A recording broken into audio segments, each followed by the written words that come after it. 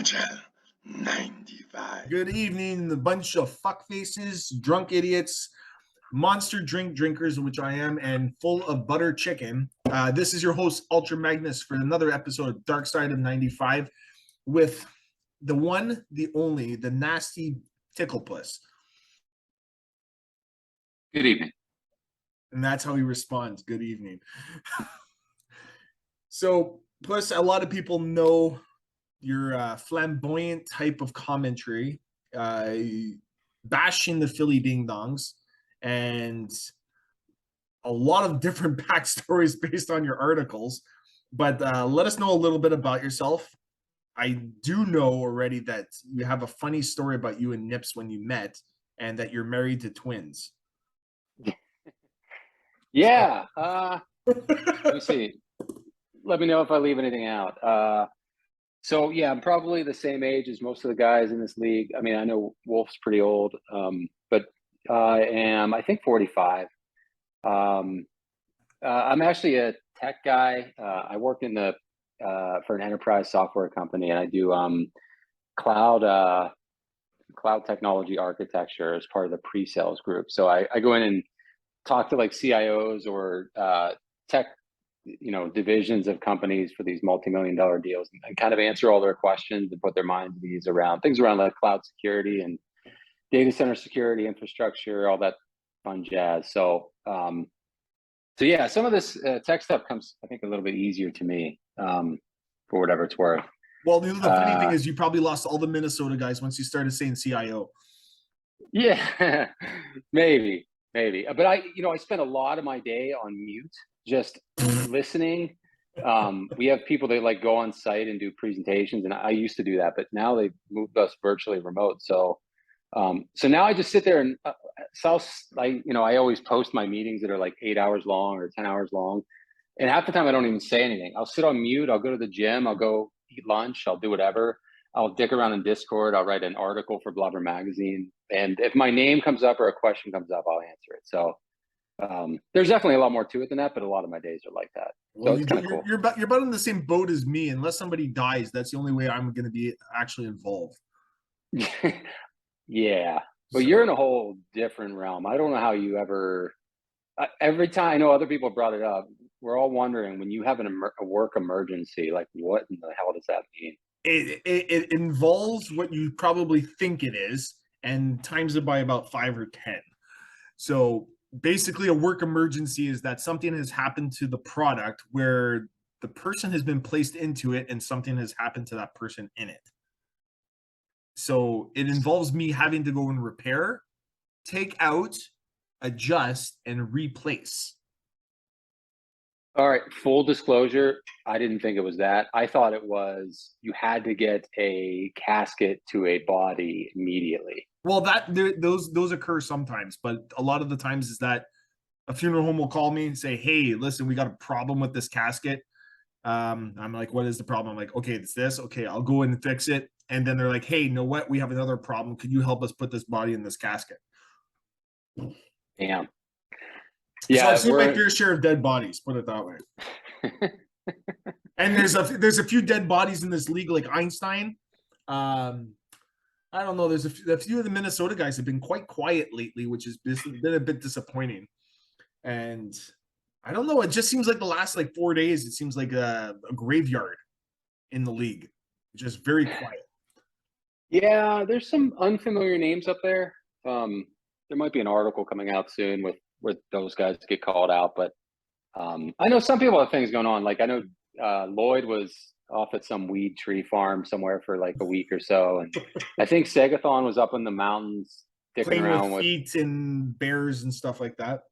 Yeah, like carving trees and shit. So yeah, I don't know. There's just a handful. Like I know Elk Hill and Einstein. I mean, Einstein's gotten them in before, so hopefully he pulls through. I don't think we have a group of guys where it's like, okay, shut it down and give it to somebody else, or like forfeit all the games kind of thing. Those are the type of guys who will come in like the 15th minute of the hour and come in and play like 30 games in like 3 days. Yeah. So no, I mean, I don't know Elk Hill well, but I mean, Einstein and Lloyd, I know they want to play, so it's just a matter of them getting time, and hopefully it lines up with everybody else. Yeah, and then I don't have any doubts that they'll play their games, like you said. Ekiel, like it's Belldozer told me about he says he's just really swamped at this time of the year. So hey, I'm knee deep in bodies and fucking embalming fluids, so I think I'm pretty good myself.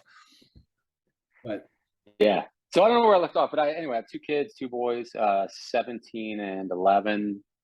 So I'm always out running around, taking them somewhere with some sort of sport. has your wife, the better looking of the twins, I guess, has been cracking blankets in half because of all the cum that they left on all their blankets?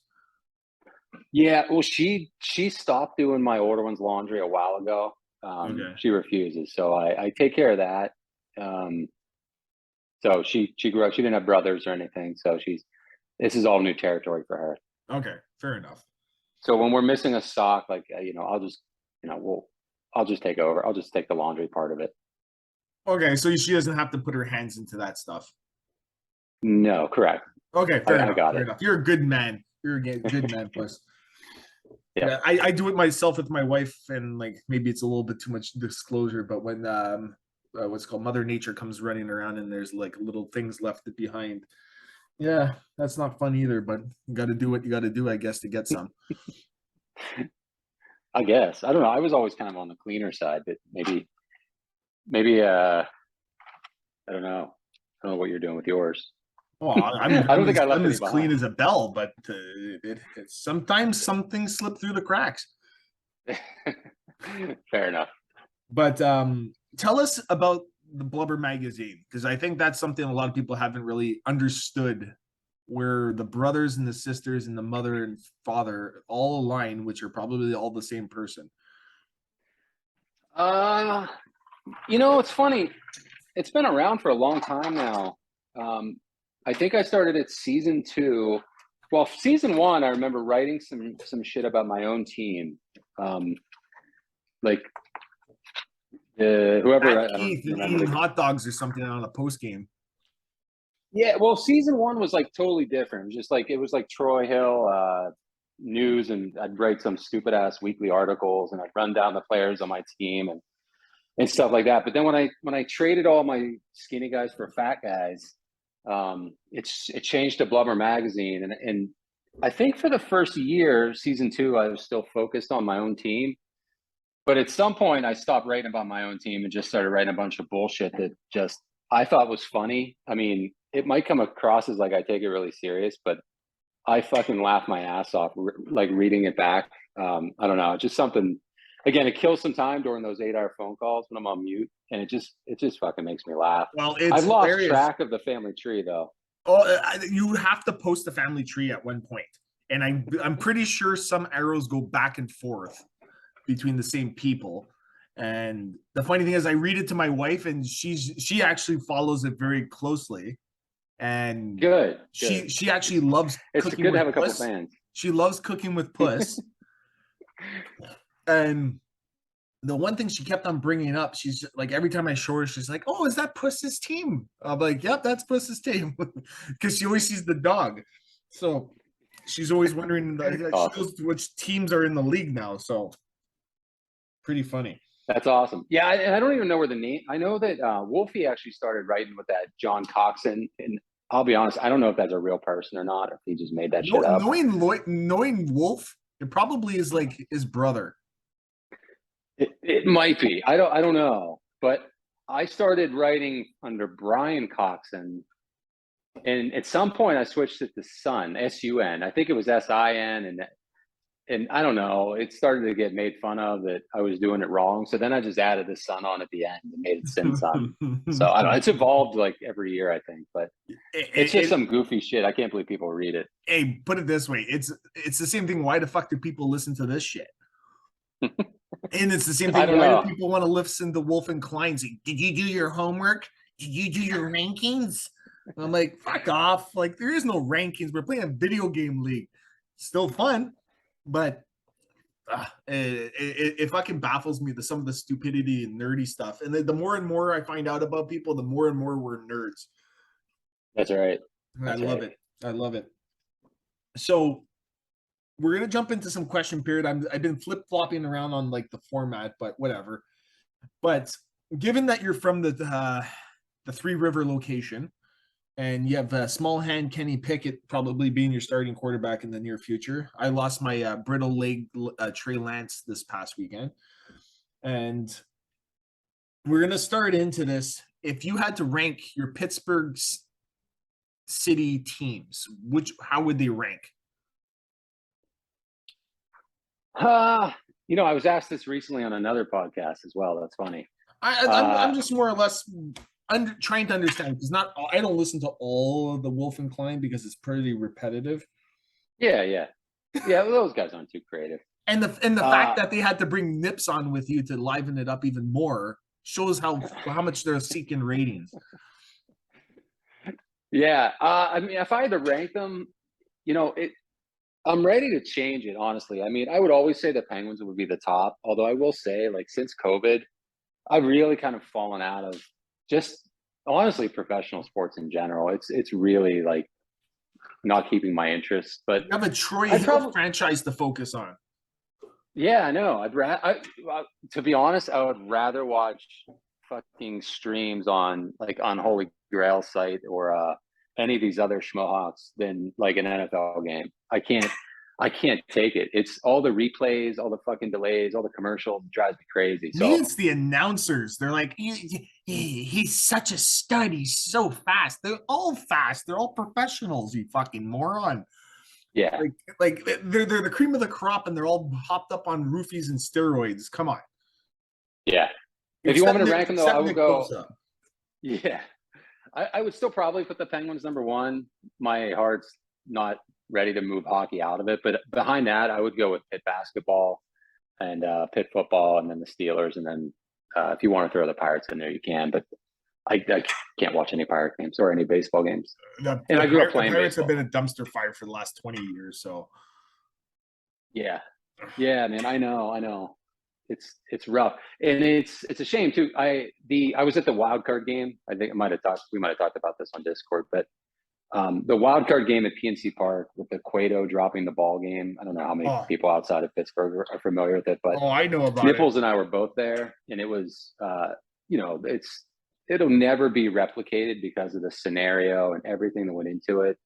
So it's a shame. It's been like back downhill ever since then, but at least I got to experience something here. Well, was that the year they still had McCutcheon?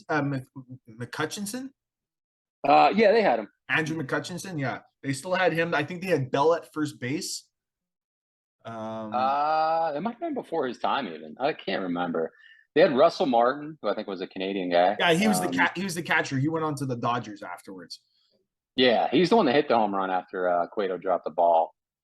But they had a good team, man, a really good team, but that whole atmosphere and experience, it's hard to put it into words.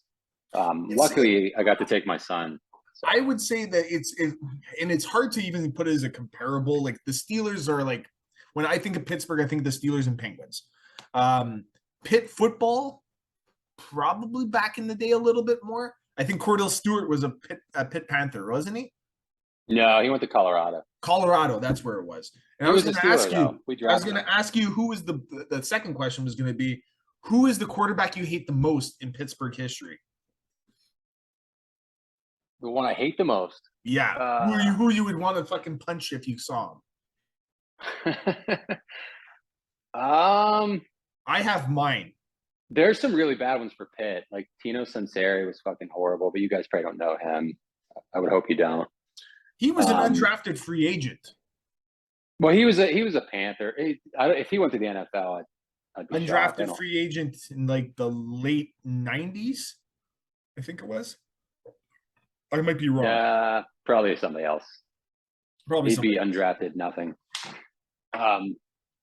So he would probably be the worst. We had a guy, Pat Bostic, who was he's actually an announcer for the team now, and he's unbelievable as an announcer. Like, he's like Tony Romo on steroids. He's really intelligent. Yeah. But he was actually like a 4-star recruit. He ended up sucking. But on the Steelers, we didn't have too many. I mean, Cordell was frustrating at times, but I honestly think your worst quarterback that you guys have had in your history, I'm not even going to put Mike Tomczak in there, because Tomczak wasn't bad. He had some good years. Neil O'Donnell. Yeah, he gets a little bit of a bad rap. He He put up, gets the he bad was rap because of the pretty Super solid. Bowl. Right. And I think that the wide receivers ran the wrong patterns on him twice. And it looked horrible for the quarterback. And he never came out and said that he never came out and called them out on it. But most people around here think that it wasn't the quarterback's fault. The receiver ran the wrong route twice. Well, Both times they took it to the house. I saw they did what was it? They did an interview. I think it was with Bill Cowher, and I can't remember the offensive coordinator at the time. But when they did the interview with them, they showed the routes that the receivers should have ran.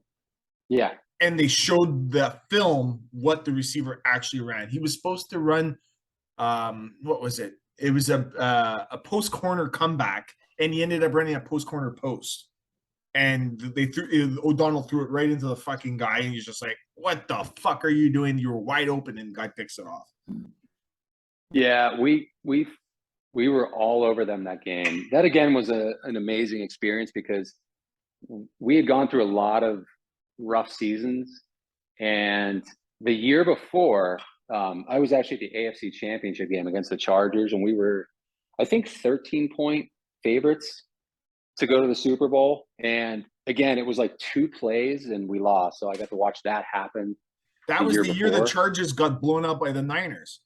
Yeah, they were terrible. They shouldn't even have. I think they had a losing record, and they made it to the conference final. Yeah, I think they were 7-9, the Super Bowl. 7-9 or 8-8, something like that. I can't remember.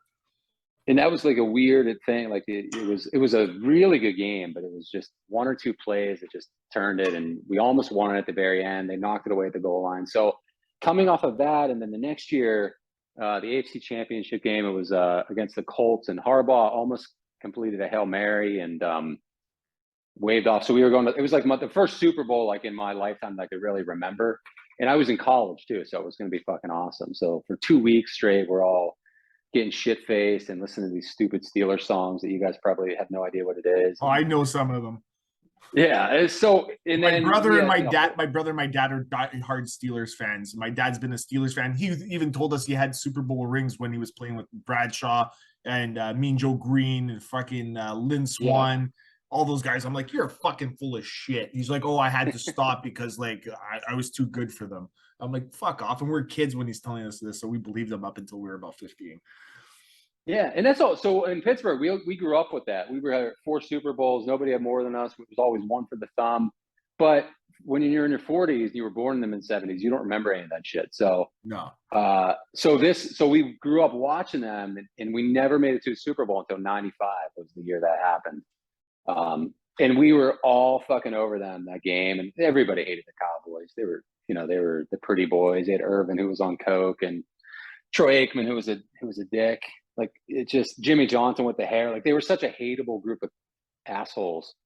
And they had Jerry Jones, and there was only one player I actually liked on. There was a few of them. Like Leon Lett was good, but he was another druggie. But Larry Allen, the fucking beast. And then my favorite one was Jay Novacek.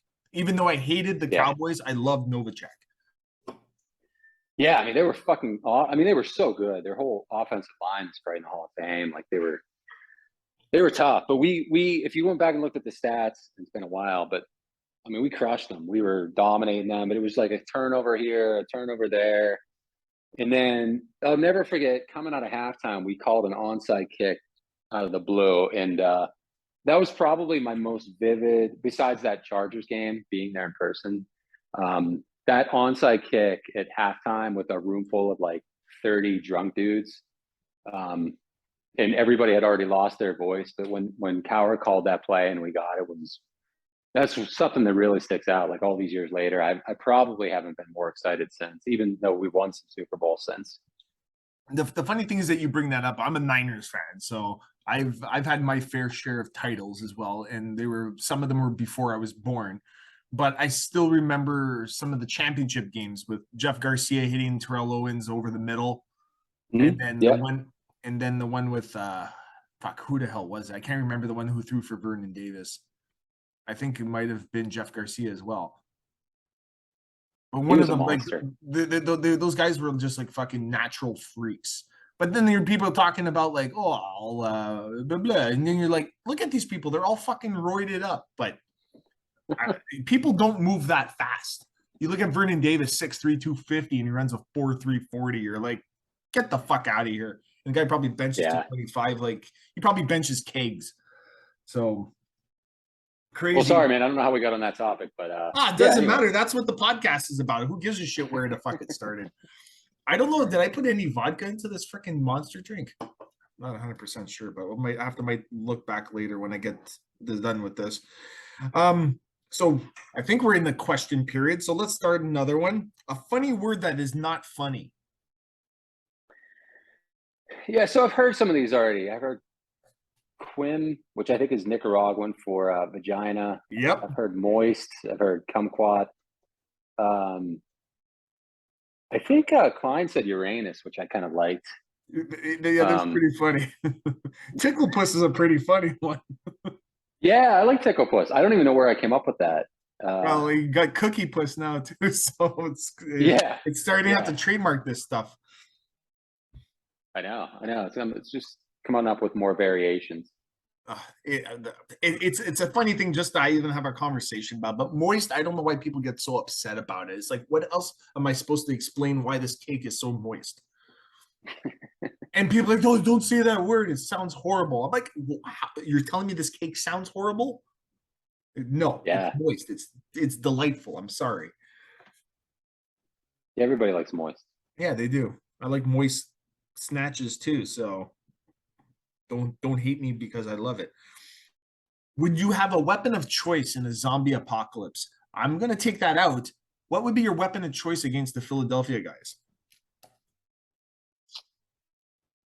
I mean, it's just like a sawed-off shotgun too simple?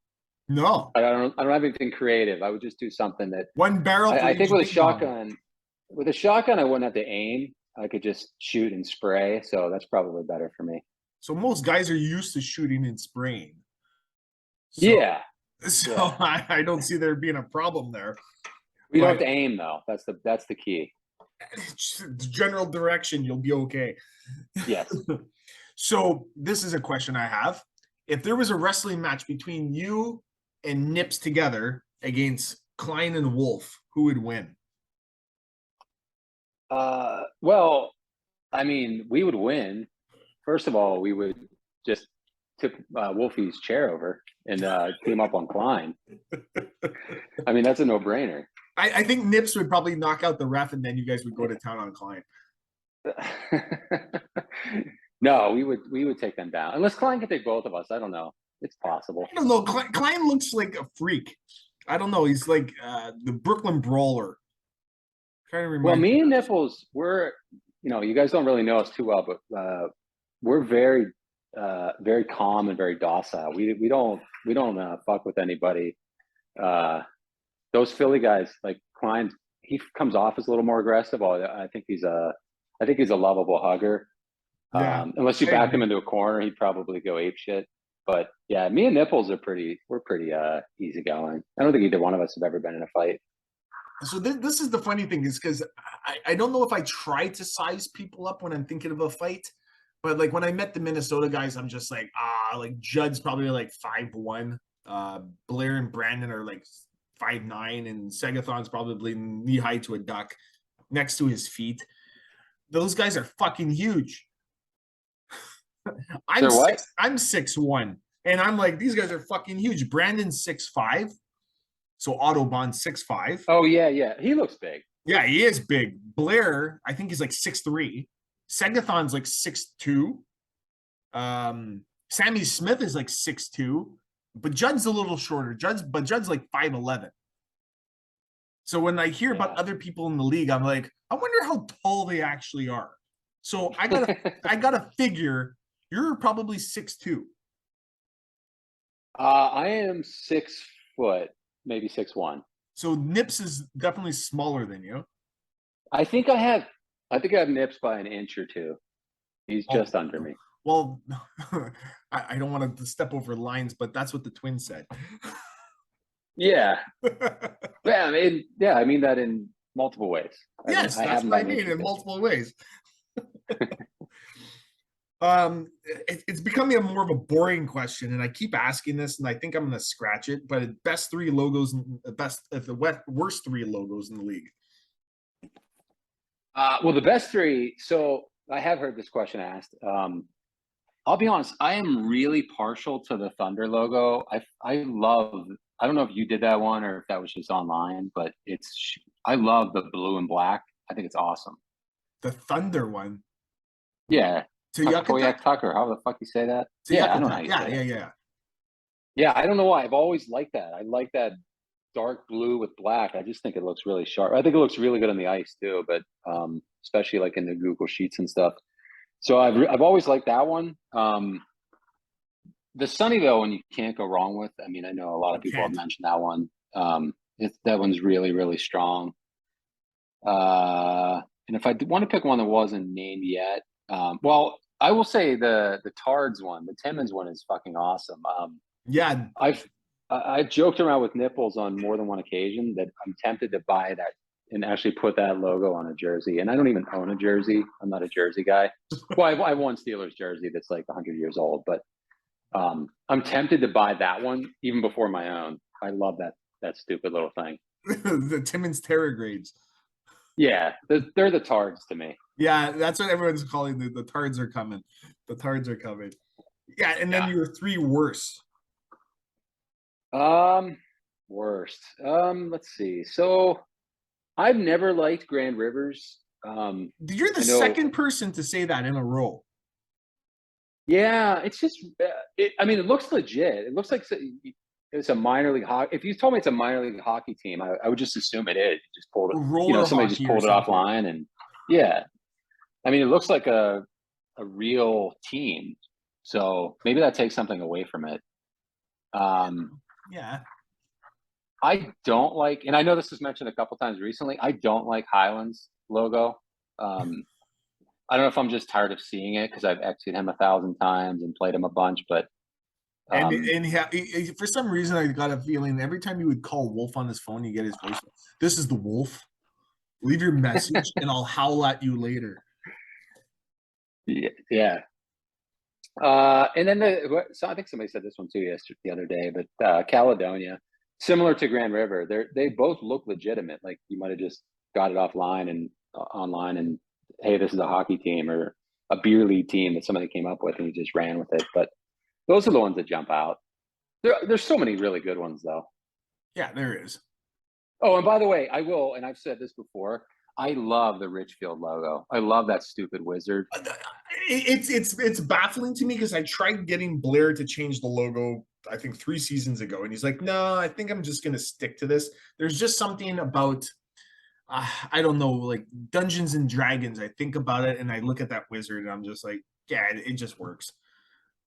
I like how you can't see his eyes. I mean, he's just kind of hidden. Looks kind of like a little bit heavy set. He's got a big nose. I don't know. I dig it. I like the purple. I wouldn't change it if I were him. Nah, I wouldn't change it either. All right. Next question. If there's an alcohol to be a mandatory rule or pot or any kind of illegal substance to a current sport that doesn't have it, which sport would it be and would be the funniest to have it in it?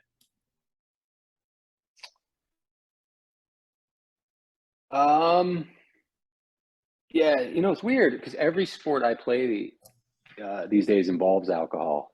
Even if it's football or if we're out in the driveway playing basketball. So, was it Ellis that said MMA? Yes. Because I think the first time I heard that question, that was what popped into my mind. So I'm going to steal his answer and go with that. I think that would be awesome. That would just be, there would have to be some kind of rules regarding each round and points taken away because of illegal like hits or something like that. You would have to do like a beer chug or a funnel shot or something like that. And and you would have to wait like 2 or 3 minutes between each round to allow the alcohol to really set in. Yeah. Totally. Honestly, awesome. Ellis, you coming up with MMA and alcohol would be a fucking perfect magic meet for me. I would actually start watching MMA again for that. So next question would be, if animals could talk, which one would be the rudest? Who would be the party animal? And who would be the most macho? Also, I've heard this question a few times. I have to tell you, this is the dumbest question I've ever heard in my life. Where did you come up with this question? My wife gave it to me. All right. She might have been You joking can say it's a with you. hard pass because it's fucking dumb. I will say it's a hard pass. Okay, we'll pass. That's terrible. Throw that question away. All right, I'm gonna put it away. At least now we can figure it out that this is a dumb fucking question, and Puss said it here live. We're gonna leave it at that. Everybody, okay, so this is one thing I wanted to find out. We know now that you've talked with Nips and you've known each other for so long, you've played so many games. What do you think is the one thing that Nips is missing from his game for him to actually get on the same level as you, which I already think he is? It's just a different style.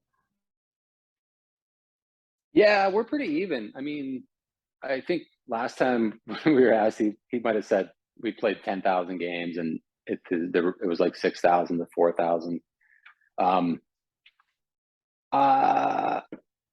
don't know, man. He's just I always go to the alcohol with him because that's normally the way we play, and so I'll be repeating myself, but I play way better when I'm either drunk or high or both, which is usually the way I play. I'm much more patient. I feel like I don't panic as much. Like it's like, it happens in a blink of an eye, but if somebody's coming from the boards that cut across the middle, if I'm sober, I'll like hit the B button too fast. You have to like wait like a second, then take it and be confident enough that you're going to get your goalie at the proper time. Yeah. And when I'm sober, I push the button too fast. Like I actually feel myself doing it. When I'm like at the right level, I'm very patient, just calm about it. So I think that's probably the difference. Is we normally don't play sober, so he gets way worse when he's drunk and like sloppy. He'll overskate the puck and do funky shit with his goaltender and all that. Well, now it So, explains the times I have beaten him, or probably when he's been like intoxicated beyond fucking belief. yeah, and I mean, we'll actually, like, if we play during the day, like we'll actually, and we'll both be sober usually at noon on a Tuesday. And yeah, it's much more, and he'll probably beat me a bunch and I'll beat him a bunch. It's probably close to 500. I don't know, when we're sober. When we're drunk, which is when we normally play, I probably have the edge over him. Okay. But game wise, man, he's really fucking good. He finds all that quirky shit. I think he's playing more of a passive style these days. I've noticed him kind of dropping back. I don't know if it's because his team is slower, but this year he seems to be kind of playing more of not quite the trap like LHX plays, but a similar style to it. I think he's lost his mojo from the fact that he lost Yzerman and Forsberg, so he's backtracking to kind of reestablish everything for himself. Yeah, he's butchered that team. He's yet to like address it honestly yet, but I can't imagine how he's from what he had to where he is now, how that's happened. Well, and this is where everyone fucking bashes me on it. They're like, "Oh, you had this player and you got rid of it." I think my team is more stacked now than it was in season 1, and but the thing is that I don't have the gameplay ability yet, or at least I might not ever get it, to be able to compete with tier 1 on a regular basis. And I honestly think I came to a fruition the other day talking through a couple of these podcasts, is that I need to take the patience approach of more or less sit back and wait. Gamby was the first one that alluded to it. Segathon does it on a regular basis. And a lot of these people in the league, they just like attacking. But if the person's sitting back and waiting, or biding their time or looking for their opportunities, it pisses other guys off and they overtime it, or they are over aggressive, and it gets people fucking like, shit, I just got burnt for this. Well, if you want my honest opinion, and I fucking love NHL 95. Like I've said it since season 1. Like my favorite part about this league is the all the different styles. I fucking love it. Anytime I talk to somebody who's not in this league, that's like a 94. My neighbor's a 94 guy, and Oh, you we'll fucking kind of burn shoot the his shit house. about it. Burn his house. I know. We'll shoot the shit about it. When we get into it, I just tell him, like, listen, and every once in a while he'll tell me to send him a link if I'm playing or something, and I'll say like watch this style, watch this guy. I sent him like a Sagathon game or something, and it's like watch his goalie, and compared to like the last time you watched it where I played like Sean or somebody who's totally different.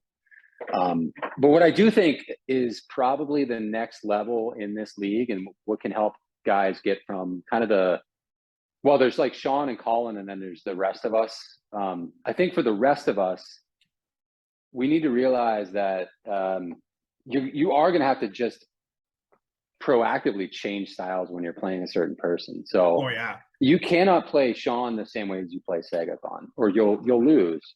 You can't. The same style is not going to work for both. So and I think you have to adapt, and it's hard.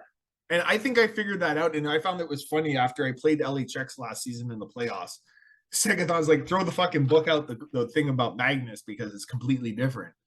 And yeah, I honestly think that my game has evolved compared to like from season one. It was all one-timers.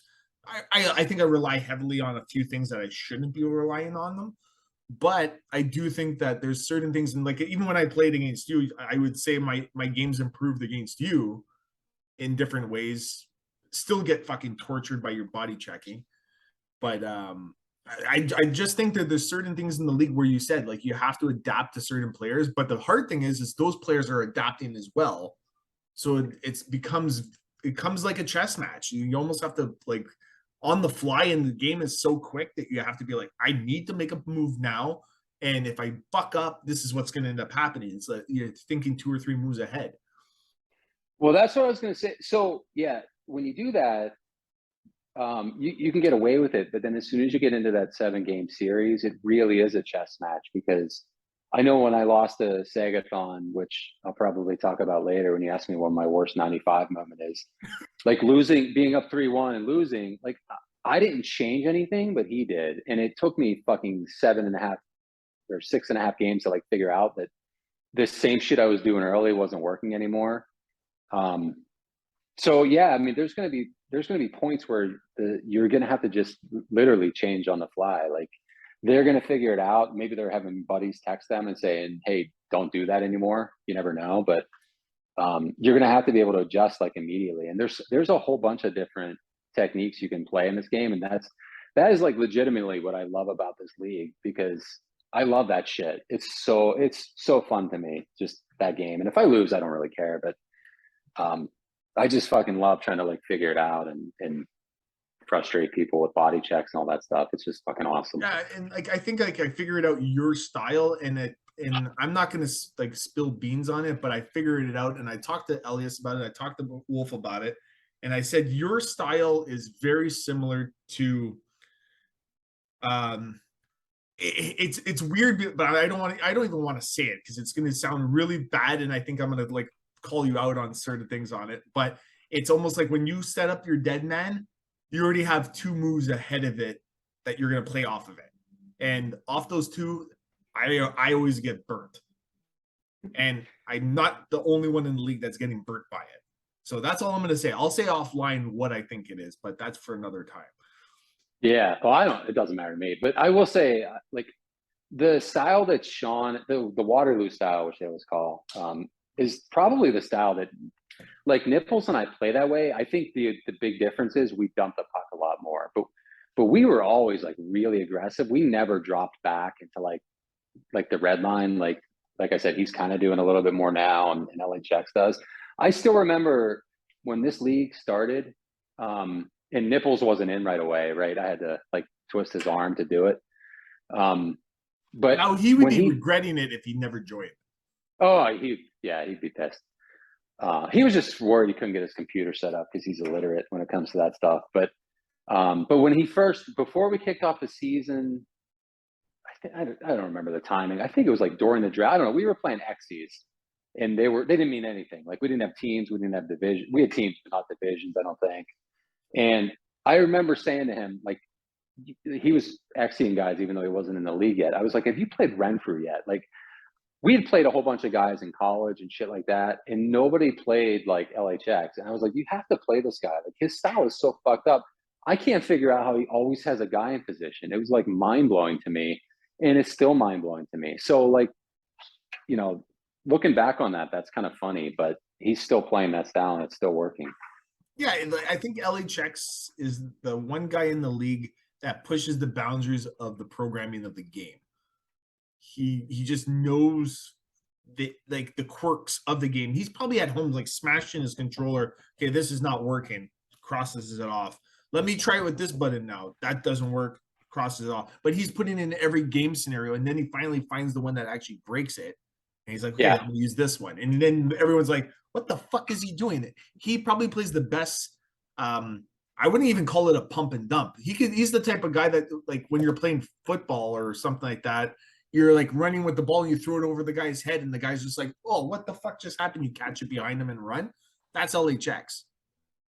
Catches people with their pants down. Yeah, I feel like almost like him, Nipples, and I kind of bonded early in a weird way because we were like the only, at least the only dumpers, the ones that used it. We were the only ones using the A button. I don't want to say religiously, but often. I didn't even know it existed really until I started seeing people like, well, how the fuck are they doing that?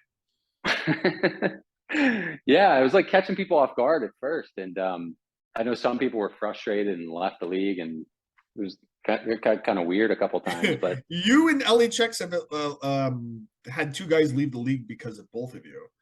Yeah, but honestly, though, this is great.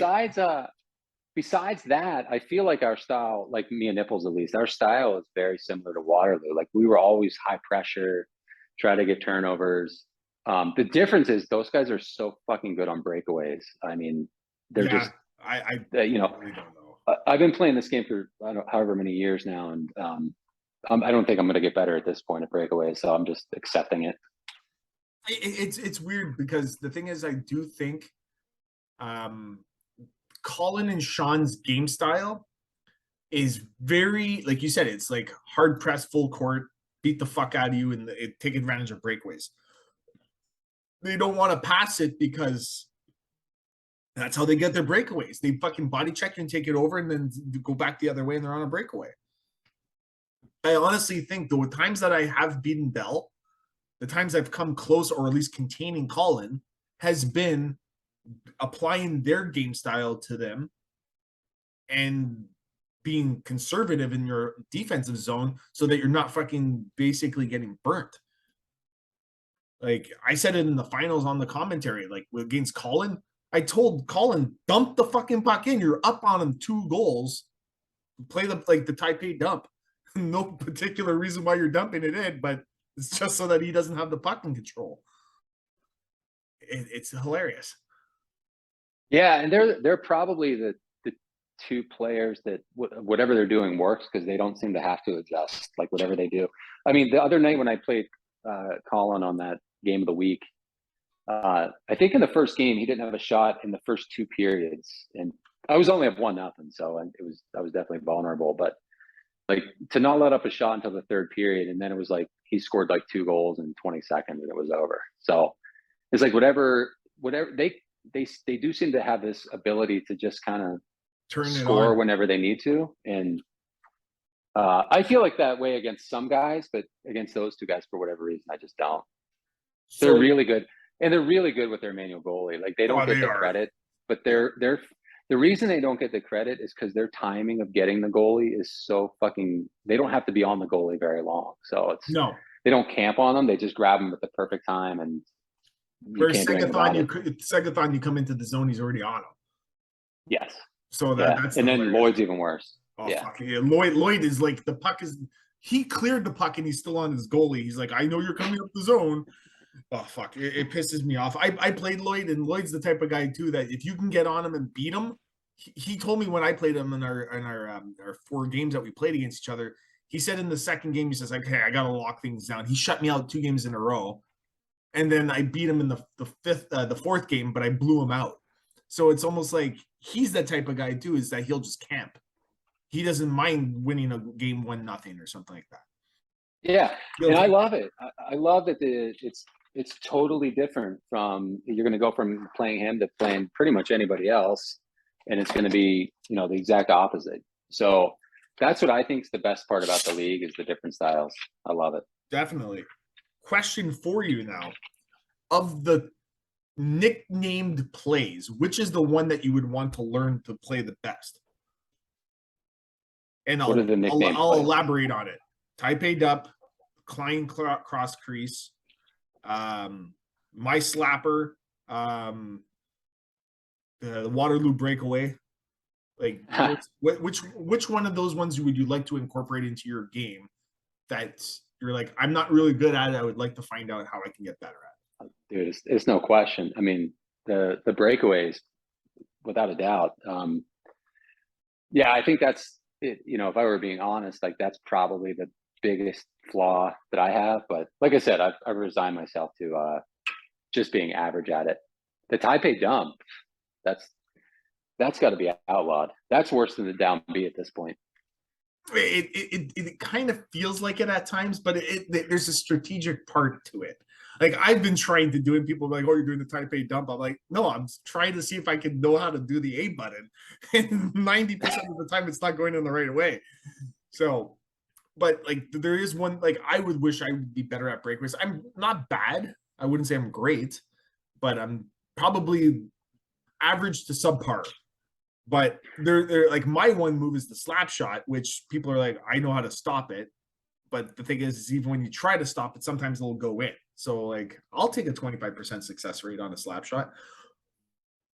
Yeah, the slap shots are a funny game now. Like even the ones, I mean, with yours, the thing is you need a clear line. You can't, because anybody that gets in front of it's going to take it because it's along the ice. But yeah, it is kind of fun now with the long slap shots, where now like a lot of us are going short side, because you know now you're literally anticipating the manual goalie, and the guy's going to move him across, and there's times they go too far, and then you can get it on the short side. The funny thing is that I've seen a lot of the streams, I've seen a lot of the games. Not many people were doing certain moves, and then I'm not trying to take credit for it, but like the short side slap shots, I started doing that, and all of a sudden everyone starts doing it. So yeah, unless I didn't notice it, and then I think I got it. It was against LHX in the playoffs, because he would manually goal it, and then I was going short side, and everyone's just like, "Oh, okay." And the thing is, with your slap shots, you have a degree of control of where you want to put it, and that's where I was starting to go. Everyone's like, "Fucking, their manual goalie. They've seen me slap shot. They're gonna move out of the way. So why don't I just go to the left side?" And then I started scoring. So it forces the person who's manual goalie having to know what side he's going to release from. Yeah, and I think if you put him right in the middle, he's going to stop either one. But it's harder to put him in the middle than to make him just push left and go over, I think. Yeah, definitely. There's a little room for error. Yeah, and there is very little room. One person who's been getting really, really good at is Glock. Like Glock is that type of player where you're like, he can be really good in the league. And then there's times where you're just like, well, what the fuck?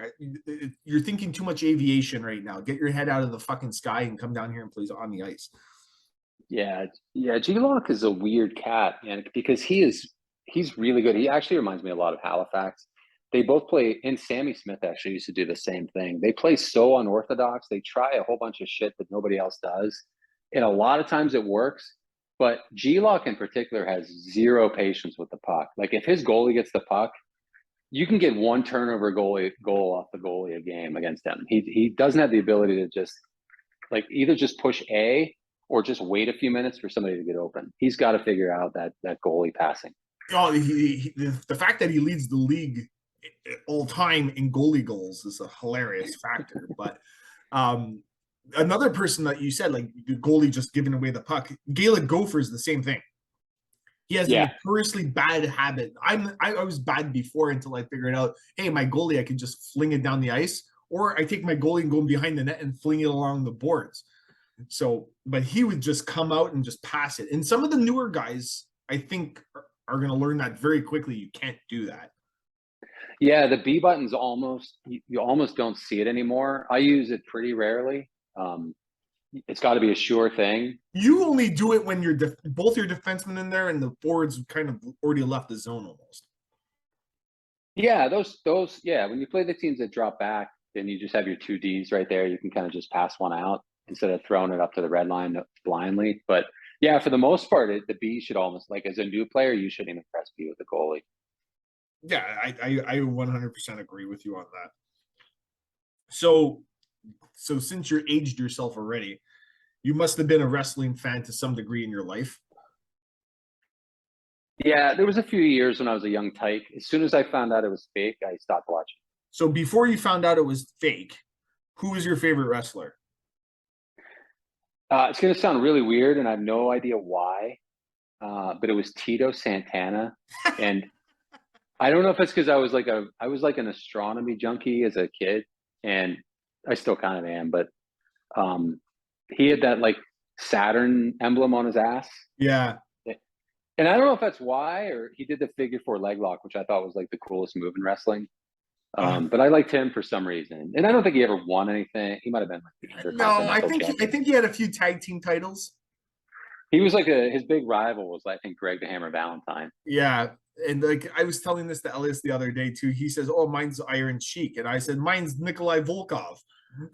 Just for some reason, I liked those as a kid. My brother loved Hulk Hogan too, but then when I turned 6 and found out it wasn't real, like I said, "Fuck this! I'm not watching this shit anymore." But I still followed it. It was just funny to find the storylines were pretty cool, I guess.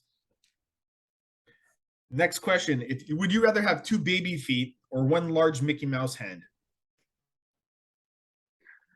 Well, this is a 2-part answer. Number one, this is another question you need to throw out immediately. All right. But I would probably take the 2 baby feet. I don't really want a big hand for some odd reason. I feel like I could hide my feet. Ellis came up with a good idea to slap that ass. That's why he would went with the big hand. There you go. Yeah, that's a good one. Sexiest accent.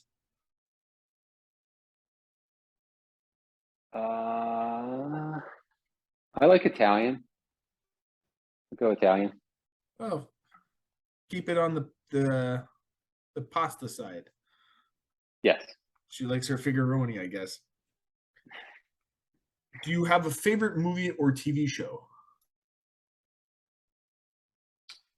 Yeah. I mean, my favorite TV show would be either Breaking Bad or Better Call Saul. You could take your pick from there.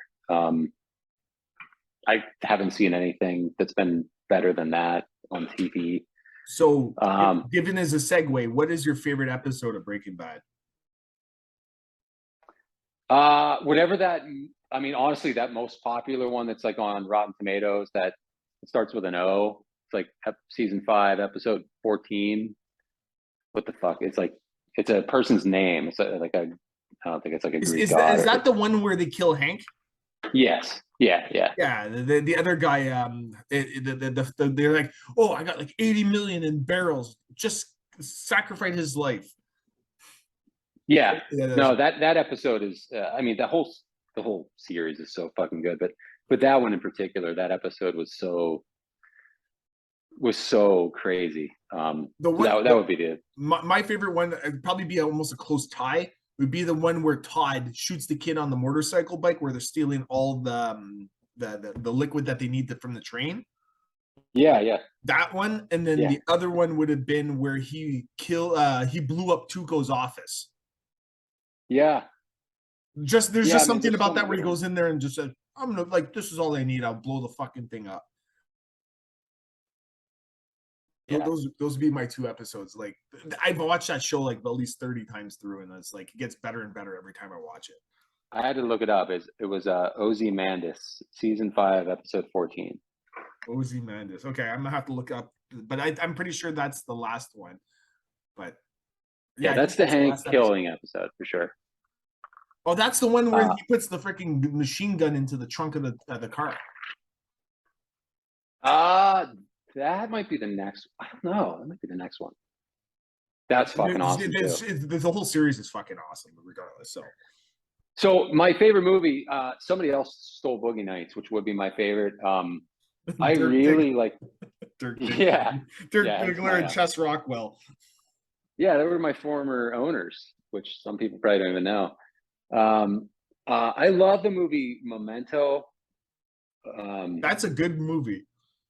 Yeah, I love shit like that. It's like written all fucked up because I spent half the movie thinking like, how did anybody come up with this? But yeah, that would probably be the one that kind of jumps out. Besides all the obvious ones, I love that movie. There is a movie that came out recently, not recently, but maybe not too long. It's called The Little Death. The Little Death. Yeah, if you want to look at that, that is extremely well written. The story, Okay. the movie's really good too. But when I saw that, I was just like, what the fuck just happened? And I love those movies that make you really think. Yeah, man. I'll check it out. Who do you envy, love, and hate playing against in the league? Here, let me look at this Google sheet here. How much time do you spend in the Google sheet?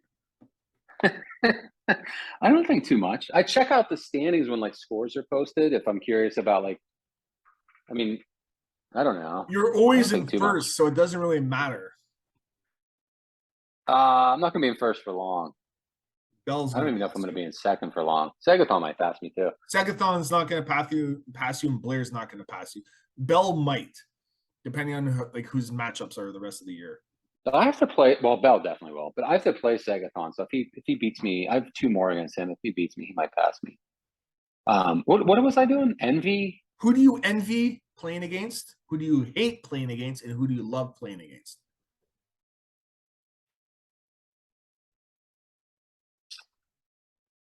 I'll tell you mine while you're thinking of it. Okay. I love playing Halifax. It's just his game style is just really fun. I hate playing against you. And Good. the main reason why I hate it is it just seems like anytime I think I got something going, you fuck me. And when you fuck me, it's not a slow, passionate one. It's like rough banging me against the wall. And Yeah. a lot of dead man involved. So yeah. And envy, I envy LHX's style. Like there's like I understand people have Bell and Colin, but theirs is just very straightforward in what they do and they execute it to a precision. Where LHX is that I just envy what he does in his play style. Yeah, I might, and I'm not stealing off you to suck up, but I'm going to use Halifax as well. I actually hate playing against Halifax. He has beaten me. You might need to check the stats. I believe he's beaten me 3-0 every single season since we started. And you know, I'm always like ranked higher than him, but I get shut up by that guy every single year, 3-0. I swear to God. So I hate playing him. I don't know why. I have no confidence against him, and I don't know why. He plays a weird style. You're 5-5 all time against him. Yeah, I'm not surprised. Yeah, I think I normally split with him every year. But I'm telling you, I get shut out a bunch. I kind of envy LHX as well. I mean, his style is just so pretty and unique. I mean, he does. I don't even want to just say that. Not just the dumping and not just that patience in front of the net, but he scores some like really pretty goals where he's around the net and just doesn't seem like he has the amount of time. So he's really fun to play against. He just seems very smooth. It's like effortless in what he does. Yeah. Yeah. I'd like to think he's on the other end, like his hands are sweating like the rest of ours, but you kind of get the feeling, and even after hearing him on Wolfencline, you get the feeling that he's actually just really calm and doesn't give a shit. So he seems like a laid back dude. And I got it, like me and him have talked in like in some personal stuff like over the last few months. And the guy is level headed. He knows like he's dialed in when he's playing. Yeah, I'm a little bitter at him though. I'm still waiting for him to send me that autographed book. What's the other one I'm missing? You love, hate, and envy. You said you hate playing Halifax. So who do you love playing against? Oh yeah. Let me group in the. I don't want to group in the high guys. That's not nice. You can do like a love A, a love B, a love C. Trying to think if you'd rather do it. You're lumping them together, but I mean, I kind of like playing against pink elephants. I don't know if it's because we have similar. It's just really fun because him and I are probably the two of the better checking teams in the league in terms of like just if one of us hits you, I'm not saying like skill wise, but if one of our guys hits you, you're probably going down. They might be too slow to hit you. To even think about this, he had 46 hits in one game. Yeah. When you that's like extrapolate that in a 15-minute hockey game in our league, 46 hits is like fucking absurd. He's hitting you like 5 times every minute. Yeah. And I've played some really fun games with him where we've both had a shit, like after the period we'll DM each other and say like, holy shit, that was violent or something like that. So those games have been really fun. Luckily, I think I've normally come out on the winning half too, so that's been fun too. So I would say Sumter. Okay, perfect. So next question would be, this is kind of a stupid one, and like now that you're making me fucking rethink all my questions, I'm like, fucking, would Puss think this is dumb? And I'm kind of wondering this, but did Carol Baskin kill her husband? I do think Carol killed her husband. Yeah, Yeah. I think she did. She looks like a psychotic cunt for some reason. Yeah. I don't She know. seems guilty. Yeah, she does. It just seems like, oh, they're just being silly, and you're looking at her, you're like, those fucking eyes tell me that you're thinking about killing them, and if you haven't, you already did. So I actually like that when people actually know what I'm talking about. Yes. So adding this in, Dirk Diggler or Chess Rockwell, who's got a better porn name? Who's got a better what? Porn name. Porn name? Yeah.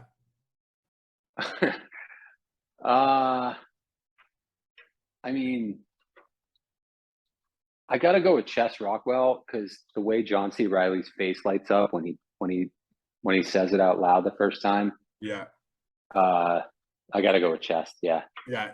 He has that in all his shows. Have you watched Check It Out? What is it called? Check It Out. No, never even heard of it. Where do you think I get Dr. Steve Brule? Where do you think I've never watched any comes of this. from? I haven't. While I have watched a couple of the YouTube clips, I've never heard of. And I call it brulee. So I still Brulee, whatever you want. It's just like buble for the fucking water, bubbly. Yeah, I've never seen a full episode. I've seen clips of Brule, so I haven't seen Check It Out either. Yeah, so the episodes are like 10 minutes long. They're nothing long. They're all on YouTube. I'll check it out. Yeah, check it out. Like I said, I'm gonna have to ask it anyways, and then you could vet it whether it's stupid or not. What is your spirit animal? Yeah, toss that one aside, Magnus. Okay. But I don't even know what that means. What is a spirit animal? Spirit animal is like if you had to look inside yourself and thinking like if you were an animal, what the fuck would you be? I've always been taking kind of a liking to groundhogs. I like the way they just kind of mosey around my backyard. I get annoyed with them moseying around my backyard, but I appreciate them as well because they're chubby. They just kind of mind their own business. They run out of your way. If you're driving a car towards them. Have you named one of them Keith yet? No. My wife and I didn't name one Fitzy years ago when we were living at 2 houses ago. Okay. I don't know why, but yeah. No, no Keith. What is the most overused word in the world right now, or sentence, or anything?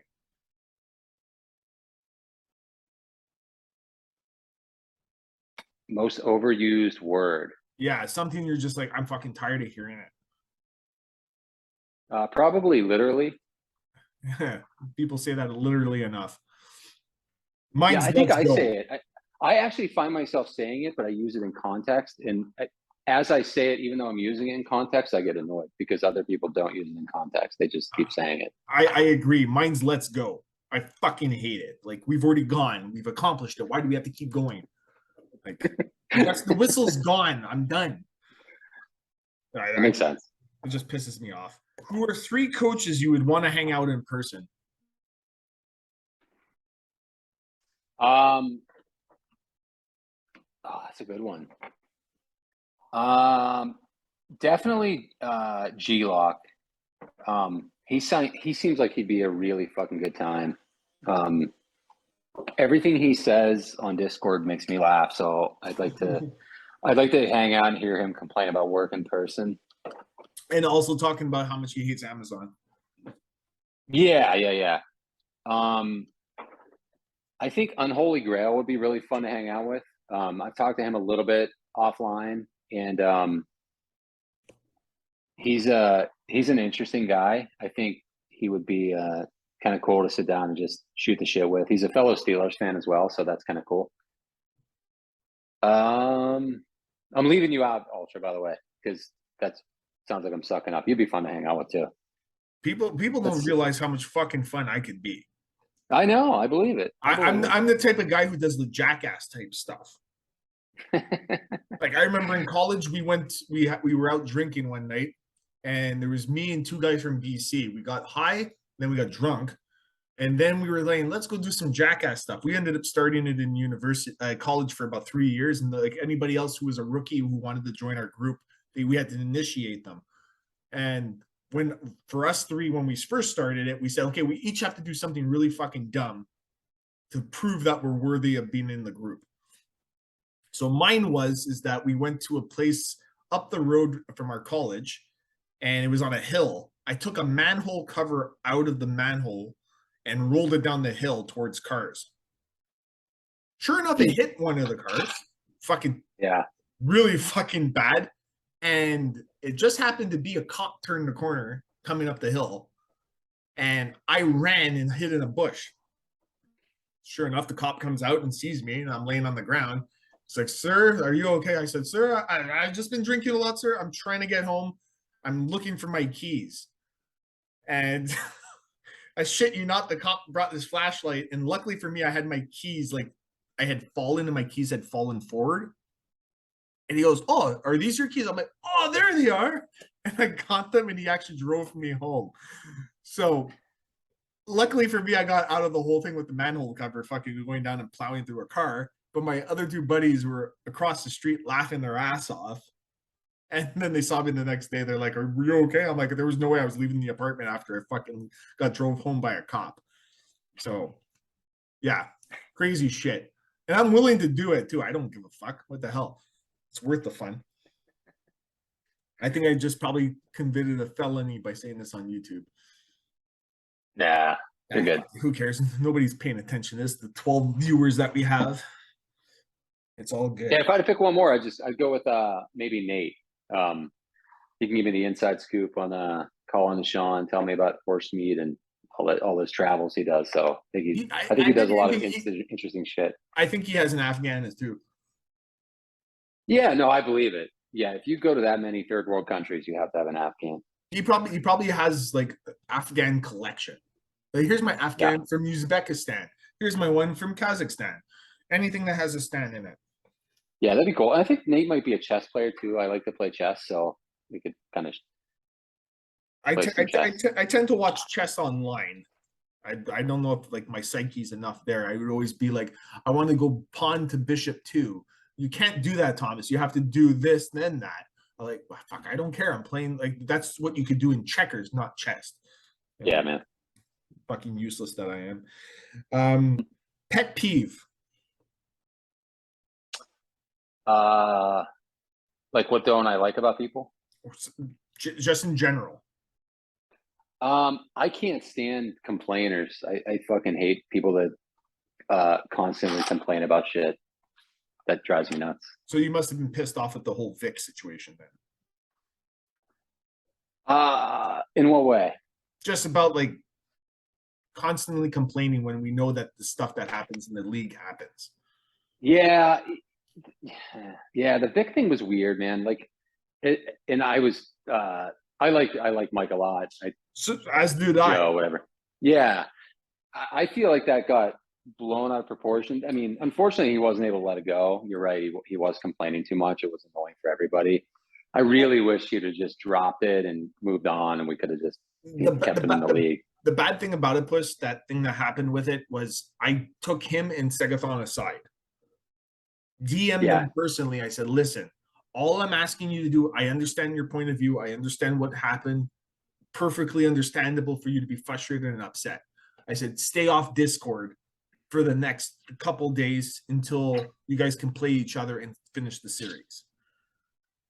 First thing he does, he went on Discord and starts bashing the whole scenario. And I pulled him aside again. Man, I already warned you, don't do this. Just stay calm. If you're going to go on Discord, I said both of them, I said in the post, I said, if either of you post in the Discord and disrupt the branch again, you'll forfeit a series. Or forfeit a game at least at first. And then I forced him a forfeit because he went back and did it again. And I said, do it again, I'm going to you're going to throw the series. So he threw the series and then got pissed off at me. And I'm like, listen, like, come on. Like, I told you that you already knew the rule and you fucking went against it anyways. All you had to do is bite your tongue for a couple days. And that's one of those things where, like, and I say this, like, I actually really like the guy. Like, Nipples and I would never do that. And I don't think most people would, honestly, but that's just one of those things. Like, I don't know, it's like a personality thing, or you know, I don't know if it's just because he's, you know, from like Jersey and that's just how you do it, or whatever it is. But yeah, I mean, I really wish you'd have just dropped it, and I really wish he was still in the league. By the way, can I go back to the previous question? I really want to hang out with Dinkelberg. Can I throw him into the mix? Fuck yeah. Oh yeah, I would. And his real name's Eric. Eric, okay. Yeah, but I would love to hang out with him as well. Like, the man, the myth, the Dinkelberg. Like, even coming up with the name and that redheaded stepchild was just hilarious. I think he would have to be. You know what? Let's change Dr. Steve Brule as the announcer to Dinkelberg. I'd be all for it. I still have my tribute on my my overlays, and I'm just holding out hope he comes back at some point. I think that's another thing. I have his email address. I think I'm gonna message him and see if he would want to come back. That would be awesome. I mean, enough time has passed. That was such an innocent, like, I actually still laugh about the whole. I was online when that all happened, and yeah, you told me that too. I you know, I know some people took offense to it.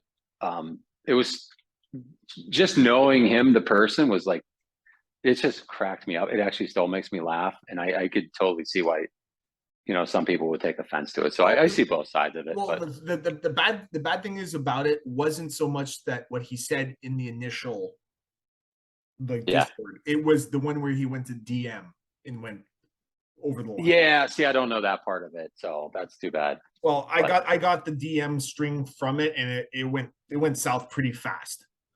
Okay. So maybe that's what, because this entire time I couldn't figure out why he wouldn't come back, because I know some other people have, like, reached out to him, and it seems like from the part, so I'm not knowing about the DMs, I'm thinking, like, well, why doesn't he just come back? Like, that, who cares about that other stuff? Like, it's water under the bridge. But if it got personal and nasty or something like that, then maybe he is more embarrassed than I would have thought. I think it became down to an embarrassment part of it, and I like you said, I think enough time has passed that he'd be happy to come back.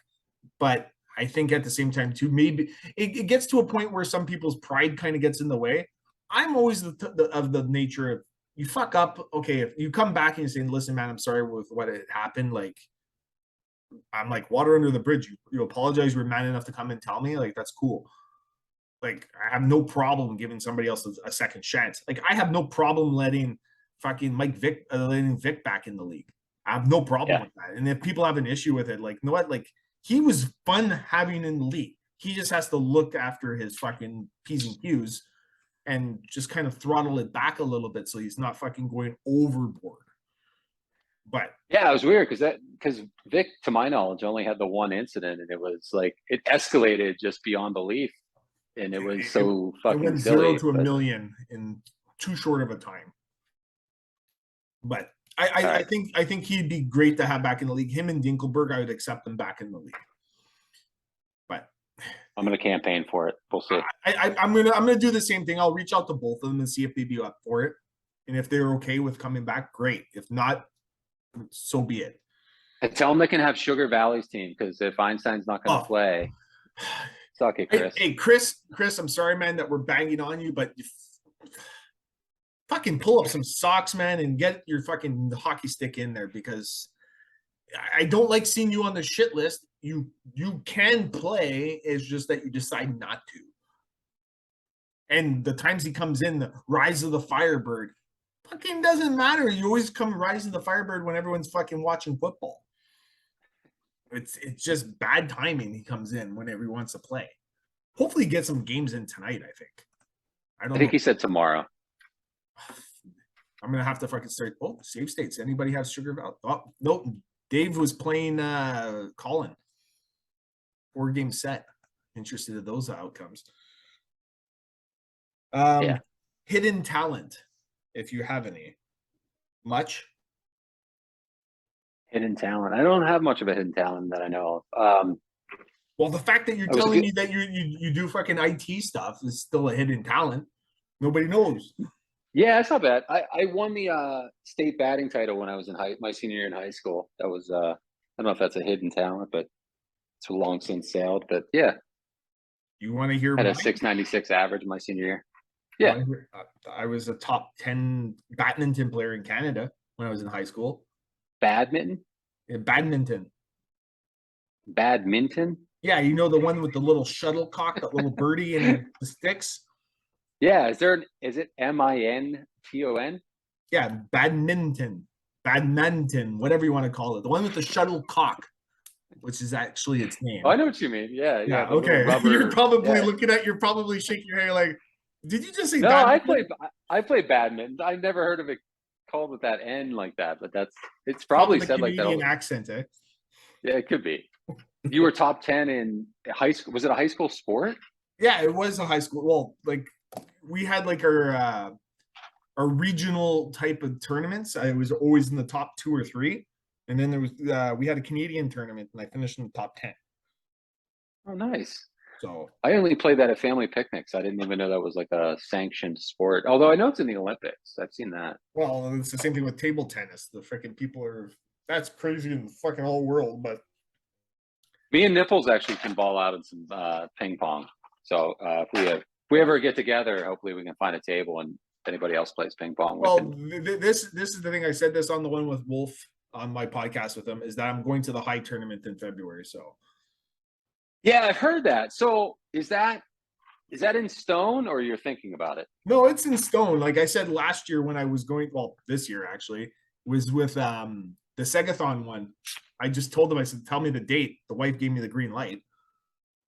So she's giving me the Okay. green light again this year because for my company, I'm likely going to be winning a trip, which was going to be for her birthday. So we get to go to Scottsdale, Arizona. Oh, nice. I love Scottsdale. So it's all paid expense from work. So hopefully I get it. If I don't, she gets to go and do something for her birthday. So this is like my birthday gift, is to go to these tournaments. Okay. Now, will you come alone, or will you bring like Oh, just me. somebody? Just Just me. you? Okay. Just me. Awesome, dude. I think Pink Elephants is supposed to be there, and Nipples and I are supposed to make the trip over. He hasn't asked his wife yet. I've asked mine, kind of like. Well, they're twins. They should know. Like one asked, the other one should know. I asked mine in a drunken stupor at like 3 a.m. One day, standing in our kitchen, and she seemed okay with it, but we'll see. You convenient.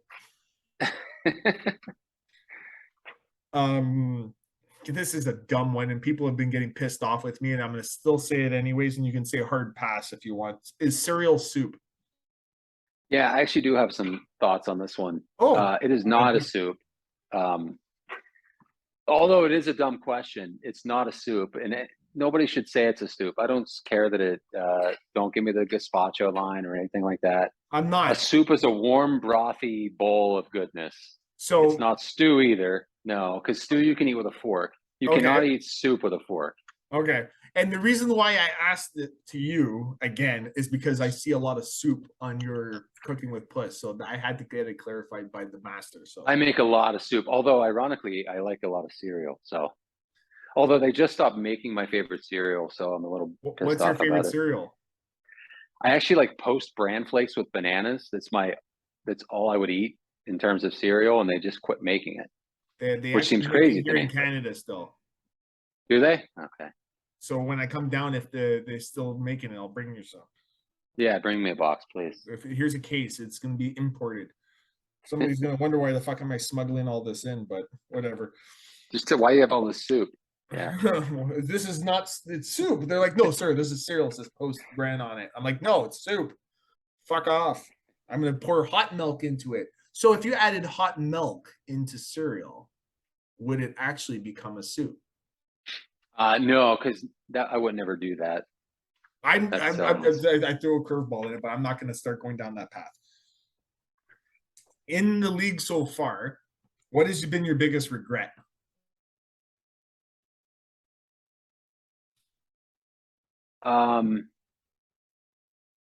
my biggest regret. So I think my trade of You stroke of genius by you picking up Brindamore, though. yeah, I still think that's that was a win-win. I gave Caden a pretty, it was Caden, right? Hoff. Yeah. That was a fair trade. I had those guys to deal. I think that's a win-win. My trade of who did I trade Gartner for? Oh, you trade him to LHX. Yeah. I think so let me just put it this way. I traded when I went fat, I shouldn't have went ultra fat. When I traded for Roberts and Kachuk, I probably didn't need to do both of those. I think I could have just taken Kachuk and rolled with Gartner instead of bringing in Roberts. I did go to the finals that year, but I think I was missing that. I mean, I still had Scott Young over on the right side, who I just loved, but and that's actually why I dealt Gartner, because I liked Roberts so much, or Young so much. And this is the crazy thing is I'm looking back at the original draft. You had Bondra and Gartner. Yeah, that's because everybody made fun of me for trading my first round pick. I get a lot of shit for trading my first round picks every year, and you're like the Rams. Yeah. I don't put any value into my first rounders. No, because I knew I was looking at all the guys left. I'm like, well, I'm gonna get like from 95. Like I fucking loved Bondra, I loved Gardner. I wanted 2 speedy wingers as my first 2 picks. There was other guys still available. Like after me, there was still, I can't remember them now, but I'm sure like Cliff Ronning and all those jabronis. And the so when I got those, you got Steve Thomas in the 7th round. Playoff. Yeah. Actually, well, you talk about regrets. I still don't know if I would have done it any differently, but exposing Thomas was really hard to do. But I don't know. Like I don't remember the situation, but like there was no way I could protect him with what I had, and it killed me because he was just dominant. Well, and I've been trying to get him back ever since. Well, the bad thing is that you mentioned that, and that was after season 1 that you lost him. And yeah, I'm in the exact same boat. I said it to Wolf. I said my biggest regret was losing Owen Nolan, because he was so good for me in my first season. And then I exposed him because I was like, I can't unprotect Solani. I had to keep Hasek. I had to keep Schneider and Lindstrom. And then I had to keep Amante. And there was somebody else. I said, I have to keep him. And then I fucked myself. I was like, I'll expose Nolan. And I only can lose one player. And they took Nolan. Yeah, it's funny. Even looking back on it, I'm pretty sure that Steve Thomas went like really late in the expansion draft too. I think that I don't remember if there was 2 rounds that year, but he was picked up by Sudbury. And I think it was later. It wasn't even like right away. Yeah, I don't even have the list of when they were picked, but just looking at Colin's team from Colin's original team, looking back at it now, was pretty fucking dangerous. Is he had Ron Francis, Dallas Drake, Nylander, Ray Ferraro, Tony Granato, Steve Thomas, and then on defense he had Wesley Tenorti, Konstantinov, and Didak, but his goaltending was Reese and Pupa. Yeah, his teams actually overall haven't been that bad. I know he gets a lot of we inflate him a lot from saying his teams were kind of shitty, but they were actually pretty decent. Yeah, his teams have been good, but overall, I think yours was. I think Steve Thomas would have been your worst, like, because you were good with Steve Thomas too.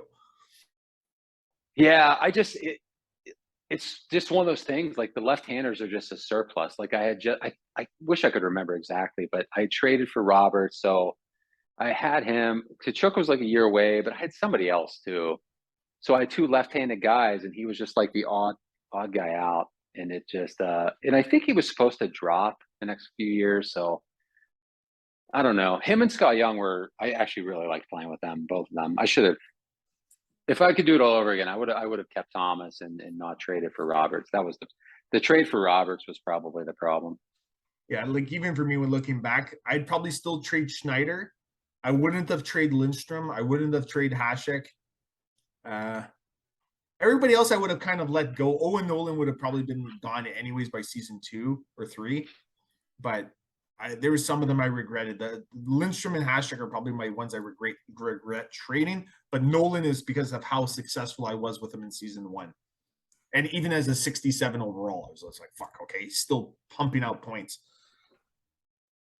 Yeah, and the footnote would have been I wouldn't have traded for that guy Murray who didn't play the position that I thought he did. It's all good. Other than NHL 95, is there any other video games that you play? Currently? Or overall, like if you dabbled in them at some point, or just like, no, Yeah. I play NHL 95 and that's it.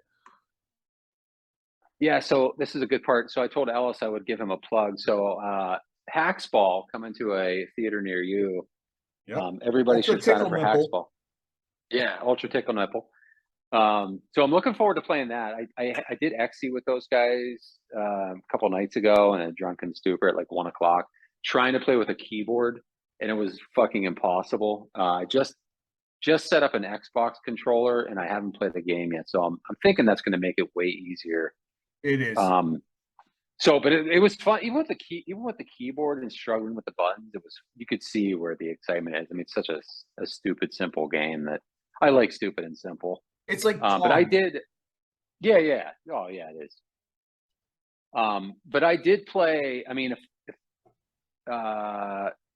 like Nintendo wise, I was a big Nintendo guy, so like my favorite game of all time was Kid Icarus. I liked all the like platformer games where you had to solve shit. I loved all that stuff. So like Kid Icarus and Mega Man and Metroid, I loved all those.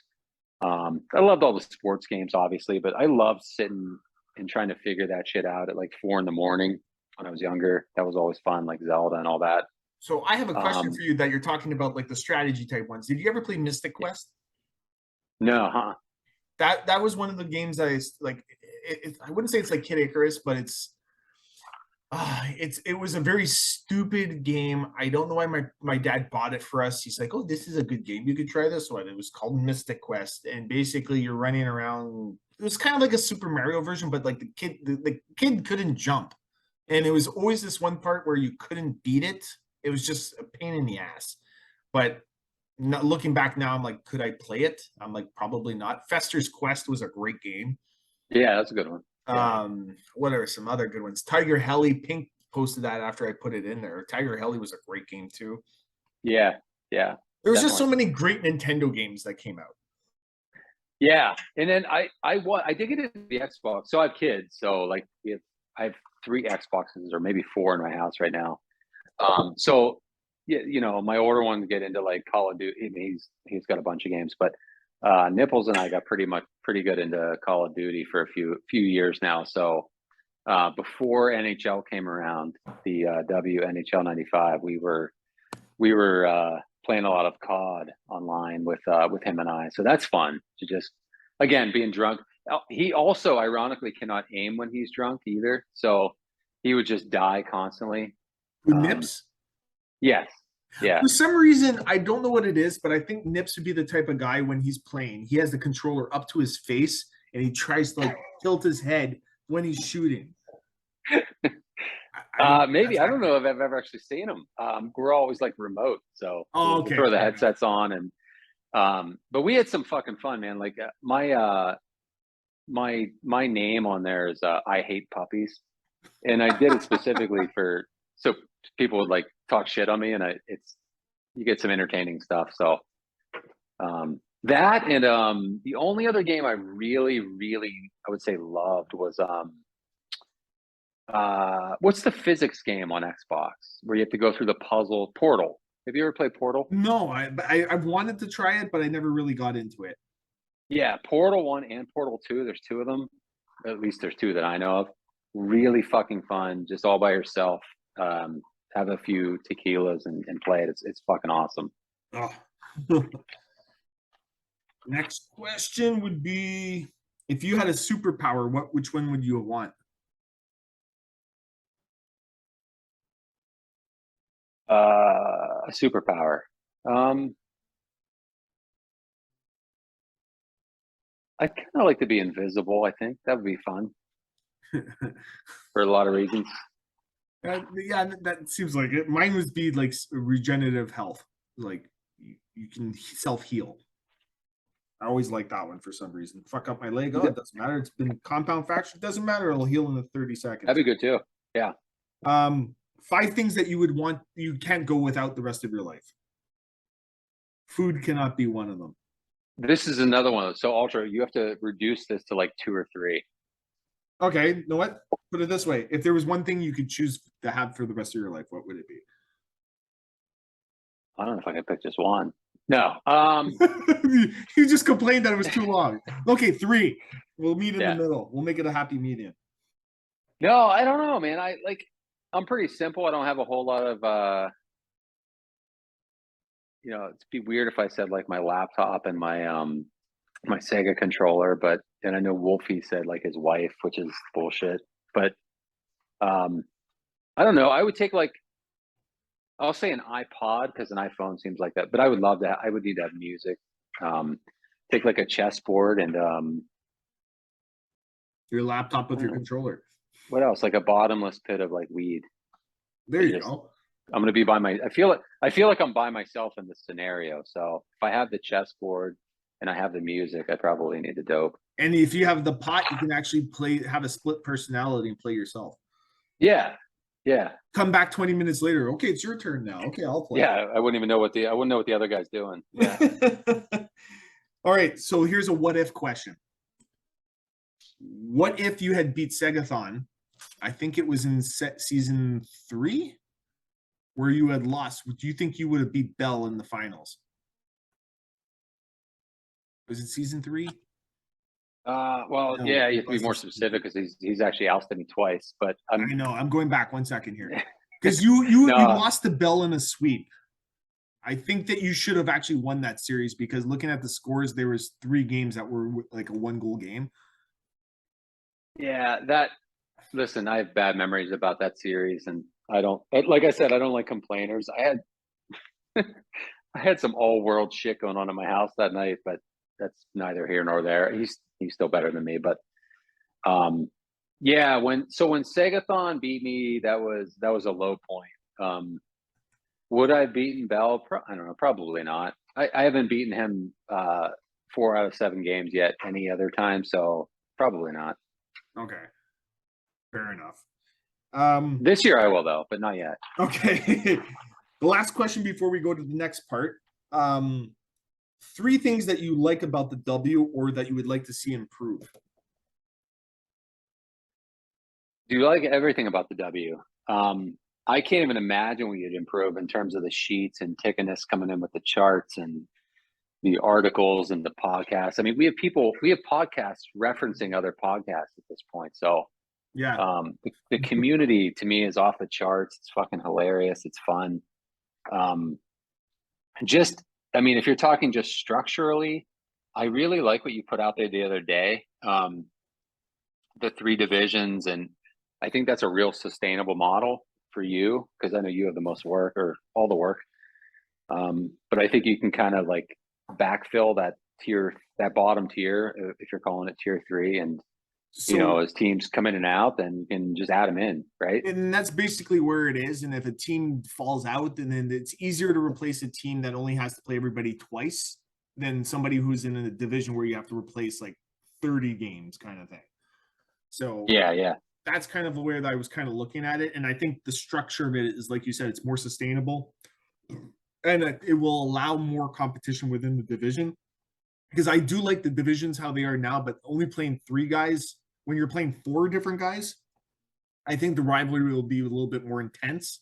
and a little bit more balanced to seeing who's actually supposed to be in that division.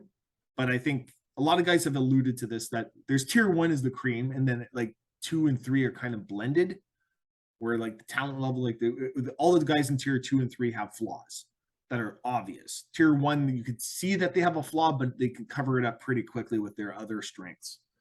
So I think that I think going this way would be a lot easier for everybody overall.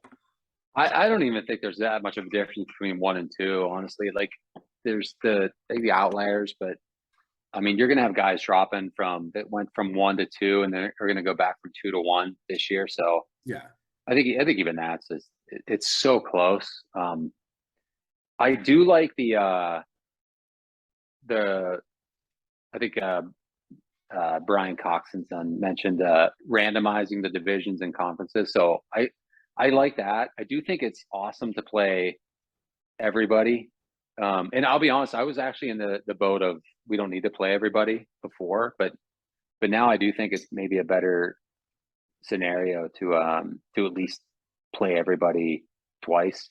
Yeah, the only hard thing is about that is that the games would have to increase in the amount of games we played. And it's not like they would go up dramatically. It would be, if we played everybody twice, it'd be 66 games. But if you wanted to have divisional games that made the divisions actually worth something, we'd have to play at least another, we'd have to play like another 12 games.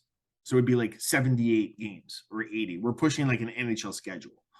Okay, so it doesn't work out mathematically there's been people that have complained that 66 is like grueling.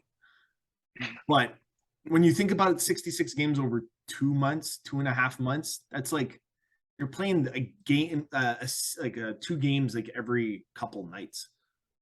It's not overly. I didn't look that close into it to realize that that you wouldn't be able to still play your division more times than the non-division games. So the way I kind of structured it for season 6, the way I'm looking at it, is that you play everybody in your division 6 times. So it gives you 24 games. Tier 4 plays everybody twice. So there's no, like, because there's only 4 teams in it. So they don't have to worry about playing interdivision, and that's 8 games. So everybody gets to play that tier 8 times. So that gives you the 32. That leaves 34 games left. So you play everybody in your conference, which gives you another 20, which leaves you with 14. And then I was thinking maybe randomize the tiers, like you to play, I don't know, 4 games against tier 2, 4 games against tier 1, and 5 against tier 3. I don't know how I'm going to do it, but basically you play everybody in your conference. And then you also play everybody in tier 4, you play everybody in your division, and then a blended version between 1 and 3 in the other conference kind of thing. I think you got to always lean to the side of it's going to make the least amount of work for you, least amount of complexity. So if it's easier to just do 2 against everybody, if that gets us to 66, I would just do that. Yeah, and it's just that the way I look at it is the divisions would be unbalanced in a sense. It wouldn't really give the like true feeling of a division. Like if you're playing somebody in your division, you should play the most games against those guys to show like who deserves to win that division. Yeah, no, that's the only thing. That's the only reason why I'm leaning towards playing more games interdivision. Yeah, no, I get you there. Complexities, don't worry about it, Puss. Like for me, I've complicated this league enough for myself that I think that trying to create a schedule is a little easier. The only problem I have is when fucking Sutton comes in and tries to say, maybe we should be doing this, maybe we should be doing that. I'm like, no, you're overcomplicating it for me, that I need to think about it the way I think that will work. And I think I've done a good job balancing the divisions to make them more fun. And I don't know. It's just something I have to think about in the offseason. And that's why I've taken more time. I played all my 66 games in the fucking 3 weeks, I think. So I've been sitting idle for a while. No, the divisions on paper are perfectly balanced. It just, for whatever fucking reason, one of the tier 2 and one of the tier 3 divisions just totally blow. And who knows? That's just that's why you at the end of the season will know what the divisions will look like for season 6. And I think having 5 per division is going to make it a lot easier. But I have to still reconsider maybe the 2 times against everybody makes things a lot easier. Yeah.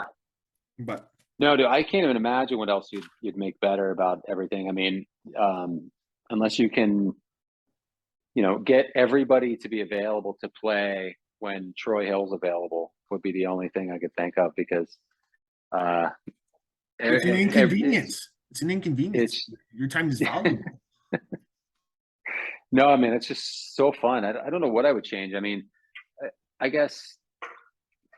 So this is one thing I've been dabbling in. I'll ask your honest opinion. Do you think the play-in series should be gone? Well, yeah, but I'm more of a traditionalist, so I don't care either way. It doesn't bother me. If it were me and you said, "Do you want it?" I would, and please don't make the decision based on me. Not that you would, but I would get rid of the play-in games. I would get rid of overtime losses. Like, I don't like any of that shit. But it also doesn't bother me to the point where I don't lose sleep over it either. So I don't like the OTLs in the NHL, and they've been there for like 20 years now or something. So. Yeah. And I fucking hate shootouts. So every time Ellis says he wants to bring in shootouts, I want to Wrangle his neck. I want to vomit in his sleeping bag. I told him it's like a hot box in there. If you throw up in a sleeping bag and the sun's beating down on it, you're basically becoming a hot pocket.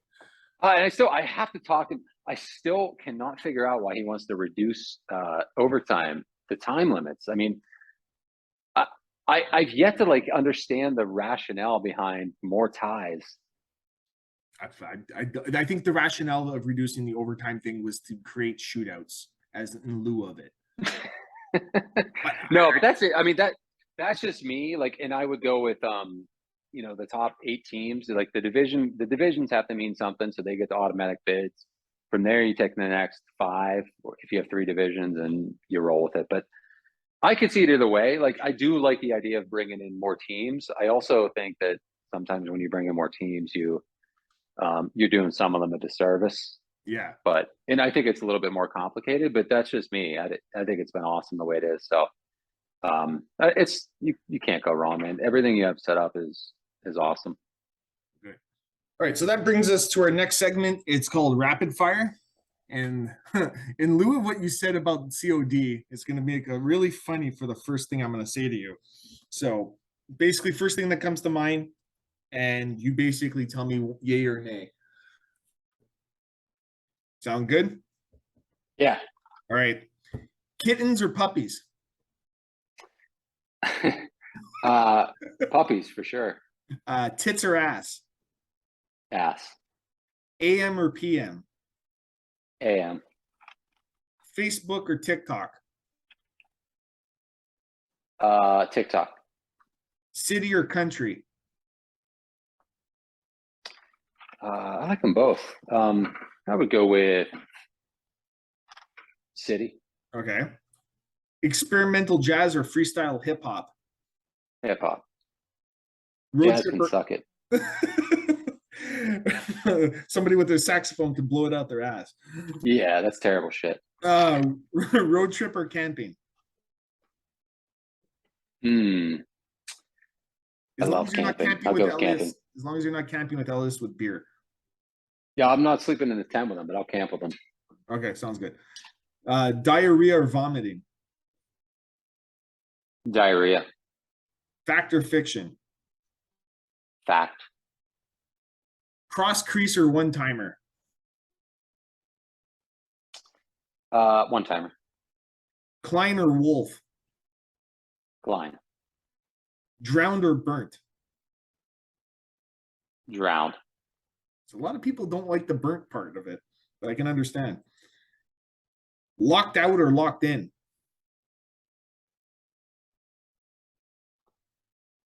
Locked in. Locked in. Taco or burrito? Yes. Oof. Love both of those. I would go with the burrito. I'm really challenging people's morals here, I think. Burrito's easier in a car. Oh, it's true.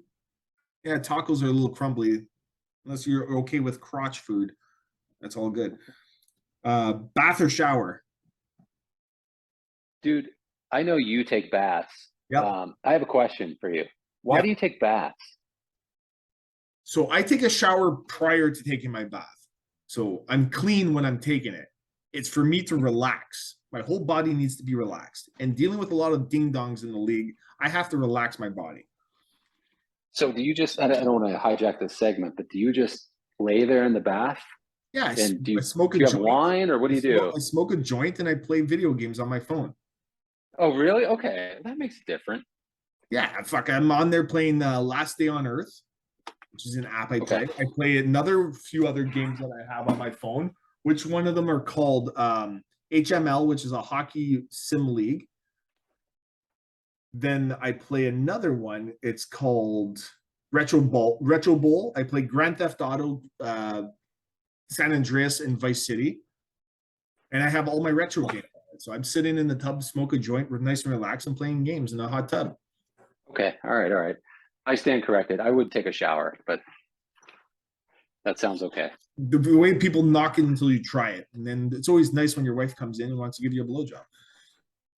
Yeah, that doesn't happen to me. Well, that happens to me. So I'm okay with that. iPhone or Android? I have an iPhone. I was an Android user for many years earlier, but it's too convenient for me to have an iPhone and have it hooked up with all my family, and I have a MacBook and all that shit. So I've converted to iPhone. Okay, fair enough. At least you gave a justification to it. Yeah, I like Droid. I like how it's more customizable and all that shit. I love that stuff. Jason or Freddie? Freddie, for sure. Summer or fall? Fall.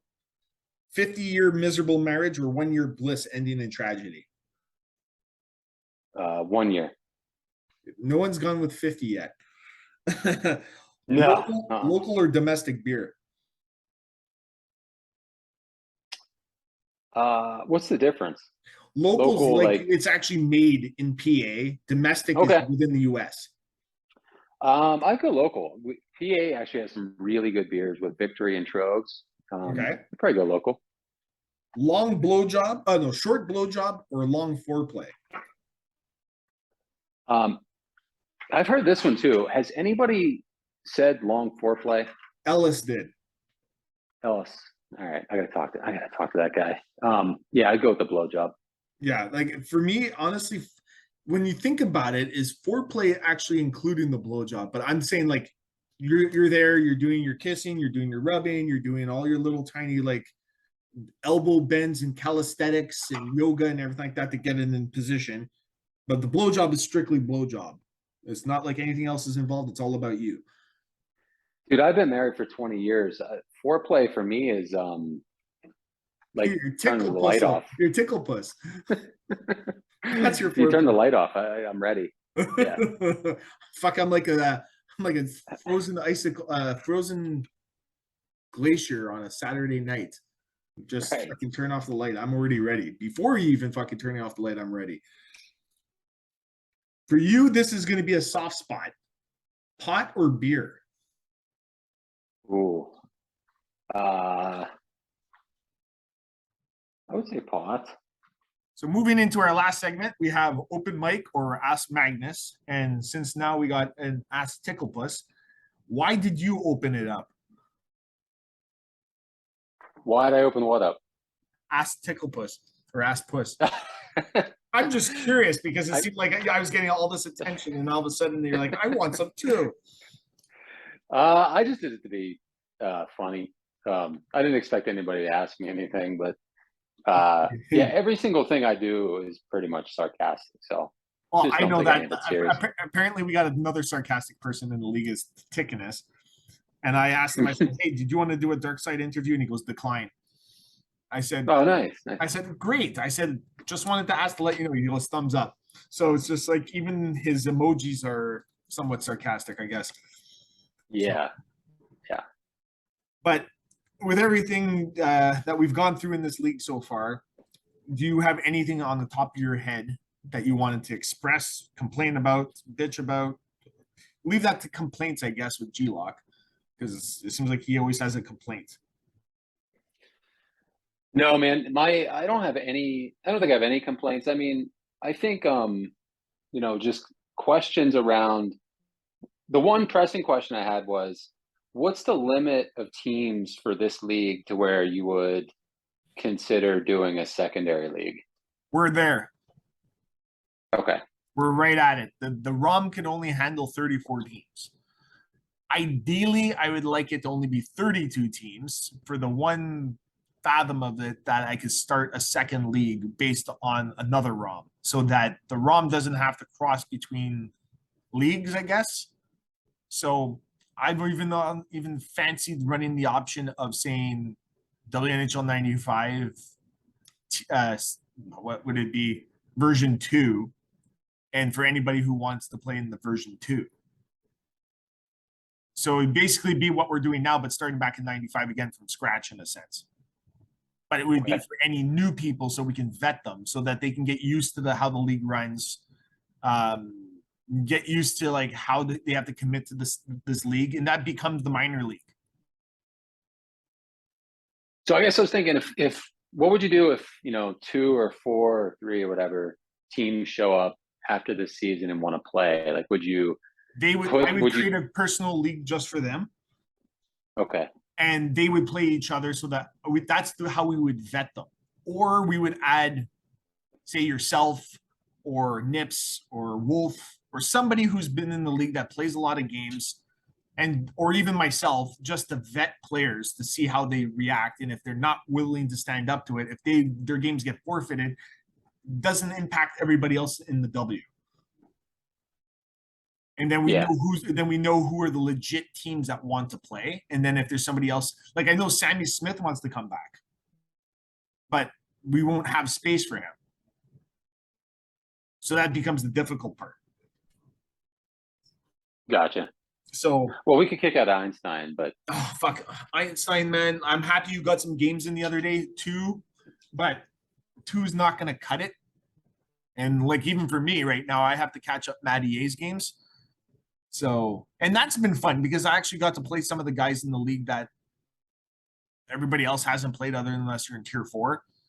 Mr. Tex is good. I'd say he's probably good tier 2 talent.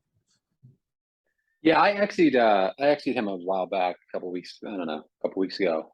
I think he's the only one. Well, I played Salvo and Caden, but I haven't played Comical and I haven't played Yoda.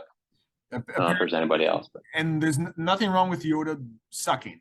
It's natural. He'd be an ideal person for the other league, just to kind of get his chops, get used to it, get to people that want to try the league and see how it is. You don't want to commit to a full dynasty kind of thing. You just play one season.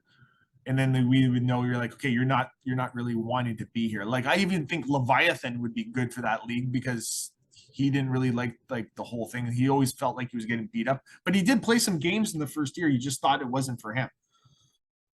So maybe there's another league I can start creating for guys who are just like looking to do it as just for fun, not instead of trying to be competitive about it. Do you talk to any of those like Bomb Jack and all those guys from the first league? I talk to Bomb Jack every once in a while. Aftershock, I haven't heard from him in months.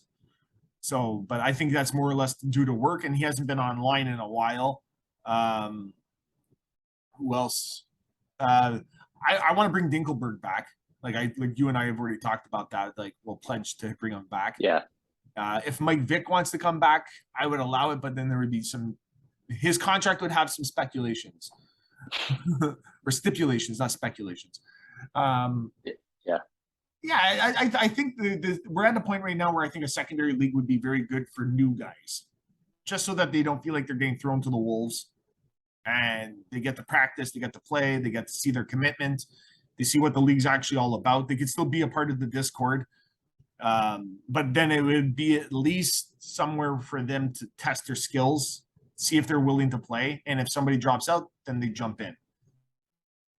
Okay. Yeah, no, that's cool. So then there would be no expansion drafts anymore. They would just take over the team that would have left. Gotcha. And I think that makes the most sense. It's the simplest way to look at it. Yeah, that works. Yeah, it's hard with teams moving in and out. I mean, I always thought if you were to, well, anything could come up personally that would make you want to drop this, but I always thought that out of any infighting and all that, which there hasn't really been too much, but my concern was always if there was one or two teams that leave mid-season every year, you might just get frustrated because I would. I With honestly, scheduling and everything. it honestly doesn't bother me if people drop. And like, there's been legitimate reasons when people have dropped out mid-season, which Yeah, Matty Hayes is a prime example. So like that, I'm never gonna fault somebody on. Sammy Smith, it came up right after the draft, so it was like can't really do anything and fault him for that, especially when it's personal and it's like career based and stuff like that. Like I'll never prevent somebody from doing that. And it's a lot easier to have the team ready and started already. And then just somebody steps in, you say, hey, you know what? It's not great that you have this, but you can make it your own the following season. Just practice. Yep. It's not, you're not really committed to the team. So like MN Yoda, he's not committed to the Troy City Titans. He wants to move the team. Yeah. He's already told me he wants Orange County, what the hell was it? Orange County Stars. And he wants to kind of like race kind of like the Minnesota North Stars. I'm actually very much behind that because that Troy City has been around since season 1, and it's too close to Troy Hill. It's always I don't like that. I didn't like that from the beginning. So yeah, because but the thing is that he came in before you, I think. I think he submitted his team before you. So, but you've been the stalwart in this league, so you've earned that right to be able to say that he is no longer allowed to come back. So the new format with the tiers, right? Is it how many of each, like tier 1 and tier 2? How many teams are there? So tier 1 will be 5 teams, tier 2 will be 5, tier 3 will be 5. Two per division, 2 conferences, and then there's going to be a tier 4 division. But the tier 4 division will be only the 4 bottom teams in the league, and they play everybody twice. So simplicity for that tier. But they get to play everybody, they get to test themselves, they get to move up if it warrants a move up. There's no division title. They're automatically in the shitty bill. There's no like you get to move up because you have a better record. The likelihood those 4 teams will not have a better record than the top 8 in the conference. Yeah. So you would play 8 games. Everybody would play 8 games against that tier 4 because you'd be a home and away for each. You would play 6 times in your inner division. So there's going to be 4 teams you have to play against in your division instead of 3, which is 24 games, brings us to 32. So of the 32, you have 34 games left. You would play everybody in your conference twice. So that would be another 20 games, which leaves us with 14. You play your cross tier. So that's another 10, that leaves 4. And then it's like randomized who you play in the other 4 games against 2 teams in tier 2 or 3. Gotcha. So I think it's very simplistic in that way. Or I was thinking maybe just randomize 7 teams out of the other 15 in the other conference. Doesn't matter if it's tier 1, tier 2, or tier 3. I really don't know. But that's kind of the format I'm going with. And I think it makes more sense to having the conferences and having 52 of your games being conference based. Yeah. So it doesn't impact the other conference very much. But losing to somebody in the other conference impacts you heavily in your own conference.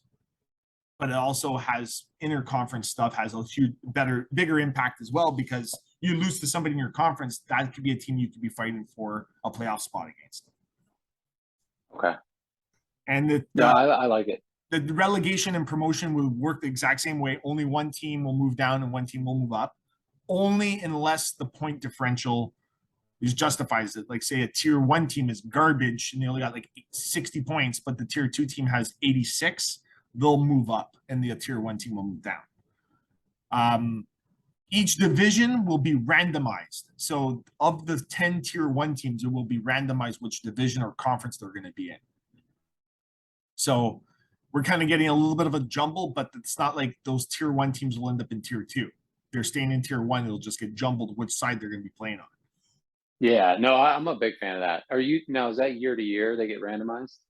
I think at least for the first year, we're going to try it to see how it unfolds, because I don't want it to be a situation where somebody, I would personally love to see Colin and Sean in the same division, because then at least the other conference gives somebody else a chance to get to the finals. That's out of selfishness for myself, I guess. But I think it would bode well if we randomized it every season, but based on your tier. It's not like tier 1 teams will end up in tier 3. They'll always stay in tier 1 unless they've been relegated. And then the tier 1 teams would get randomized. But I think maybe leaving it for maybe a season or two at a time, at least, then build some rivalries, because I really do enjoy playing like Nate or Klein. But I do miss playing like Gaelic Gopher and Sumter. So it's like, would I get to play them 6 times instead of 4? Which I think having 4 cross division this year was kind of a little heavy. But at the end of the day, like, I'm still learning to see how the scheduling will work. And I think the most successful season that we had was season 3 with how the schedules were, which was exactly the same way I'm trying to do for season 6. Yeah, for what it's worth, I love the idea of randomizing it every year. Just once you do your relegations and everything, you take all your tiers and throw them in a pot and spin a wheel. So basically the thing that will happen this year, like, there won't really be so much relegation. It'll be more or less realignment instead of a relegation, but then there'll be a randomized to see of that realignment. So basically right now, all the teams in tier 1 will remain in tier 1, but a team from tier 2 will be promoted to be the 5th team in tier 1. So a relegation will happen. A promotion will happen for tier 1. It's like somebody coming from tier 2 to tier 1. That's happening. Nobody's falling down because we have to increase the number to 5. Then it's two teams though, isn't it? It would be 2 teams. No, because there's 4 in each side tier 1 right now. So you would add 1 more team to each, so it would make it 5 on each side for tier 1. Okay. Yeah. No, I meant 10 total. Yeah. So then tier 2 would only have 6, so we'd have to promote 2 teams from tier 3. So the teams in tier 3, whoever the top 2 teams are going to be in those divisions, are going to be promoted automatically. So right now it'd be Wolf and Halifax, and the other side would be Tickness and I think Sonoma. They would move up to tier 2. That would create 10 in tier 2. Then tier 3 would stay there, but now tier 3 only has 4 teams, but all the teams in tier 4 get to move up except the bottom 2 on each side, which would become the tier 4. Well, Tickness moves up, that right? Yeah, Tickness would be in tier 2. Sumter, Sonoma, whoever wins that division is moving up to tier 1. Okay, I'm kind of thinking maybe tier 2 on like my side with me, Unholy, McLean, and Taipei. Maybe 2 teams should be promoted to tier 1 since we're doing a jumble. Because we're going to be basically randomizing everybody in tier 1. Does 2 teams in tier 2 of one conference justify to move up over 1 team in each conference? Because right now it doesn't look like any of the teams in tier 2 on the Prince of Wales deserves to move up to tier 1. Yeah, Lloyd might turn it on at the end at some point. That's the only thing right now, because if Lloyd can't pull it out and Lloyd kind of stays where he is, no team deserves to move up. Yeah. But on our side, right now, it looks like Klein, Taipei, and Unholy all deserve to move up. Yeah. So that might be where I might go with it. So since we're doing a realignment / randomized wheel for each tier, it doesn't really matter who moves up. It's more, should that team move up because they've actually earned it. Well, Wolfie actually told me in a direct message that he should be in tier 1 for what it's worth. I'm sorry, he's too much of a puppy still to deserve tier 1. He would get throttled. He would get throttled in tier 1. That's what he said. He said when we played, he said just a couple tier 1s doing battle. I don't know how serious I should take your comment or how serious I should take this suggestion. So I can, well, I really don't think he's tier 1. He's not tier 1 right now. I think he's tier 3, borderline tier 4. I would agree with that. His Game of Thrones comments and how he dragged me through the mud in his podcast with Sutton and Klein. you're gonna have to really grovel for a while there, Wolf. Listen, you don't know what until you get your shit together. you don't know what it's like to have Wolfie in your corner. I mean, every time you lose and the daily scores come out, if you have like a 500 record or a losing record, he sends you a screenshot and highlights it. What a bastard. Yep. I feel sorry for Nips then. Yeah. I think Nips got one today. He did? From the Colin games going in. Oh my God. I honestly, Wolf, if you looked at Colin's, and he sent me a message and saying, oh, you see, after the podcast when we talked about it, not chasing, see, he got burnt. I'm like, yeah, okay, he lost 3 games by 1 goal. And yeah, it happens. It's not like I love Wolfie. I love Wolfie. I'm curious to see who actually comes out winning that division, because I think Saskatchewan will, but I know Hallie's been taking some time. He's been away. I'm assuming he's working on his tournament stuff. So yeah. I don't know if he's going to be rusty coming back or not, but I was thinking he was going to pull out that division, but we'll see. I honestly, I'm still hoping that whoever, like, I think it's Klein, Unholy, and Nate that have to play Wolf. And if any of them, I think Tickness as well. I think Tickness is the other one he has to still play. I'm not 100% sure. I'm not looking at the schedule. I actually, believe it or not, I know, because I was talking about it today. I think it's Vancouver, Taipei, and Sunnyvale. I believe are the 3. Yeah, I think you're 100% correct on that. I'm actually going to pull it up myself right now so I can see. Yeah, he has Ekiel, Einstein. Oh, Einstein. Not Sunnyvale. Right? And he's had a shit season against Einstein this year. So right now, given on the playoff picture, how your Blubber magazine kind of had a bit of a stumble in my eyes, because putting Saskatchewan and did you put Highland in or no? No, I don't think Highland will qualify. Okay, so right now, where I'm sitting, I'm at 63, still first, which I appreciate that I'm still there. After 4 weeks of inactivity, Timmins is going to pass me. She only needs 1 point in her next 19 games, which that's going to be for sure. Colin's going to pass me. Autobahn's going to pass me. Nate's going to pass me. Klein's going to pass me. So that brings me down to at least 6th. Adolf, right now, he's 10 points behind with 12 games left. And the way he's been playing, he might not pass me, but I think he will. Gamby has an outside chance to pass me. North Bay will. And Renfrew. So Wolf, Saskatchewan with Halifax, he's got 16 games left and he's 19 points behind. So not a guarantee. And then there's Surrey's not going to get there. Caledonia, Mattier, Sugar Valley, and MN Yoda are not passing me. So that's 5 teams there. You add Brantford in there, that's 6. That gives you the top 10. And Wolf's not going to pass me if he loses. He's 9 points behind with 8 games left. So if he loses 5 of them, he's not passing me. So he'll be out. Yeah, it's going to be an interesting push for the end of the year. Yeah, no, it should be good. Hopefully some of the even though they're a little bit towards the bottom, I'd like to watch some of them. I actually I rather enjoy watching Halifax play. I mentioned he's one of the more frustrating teams for me to play because it just doesn't work for me for whatever reason. But I'd be curious to see how he does against some of the other teams that I haven't seen him play. So that would be cool if some of them were on.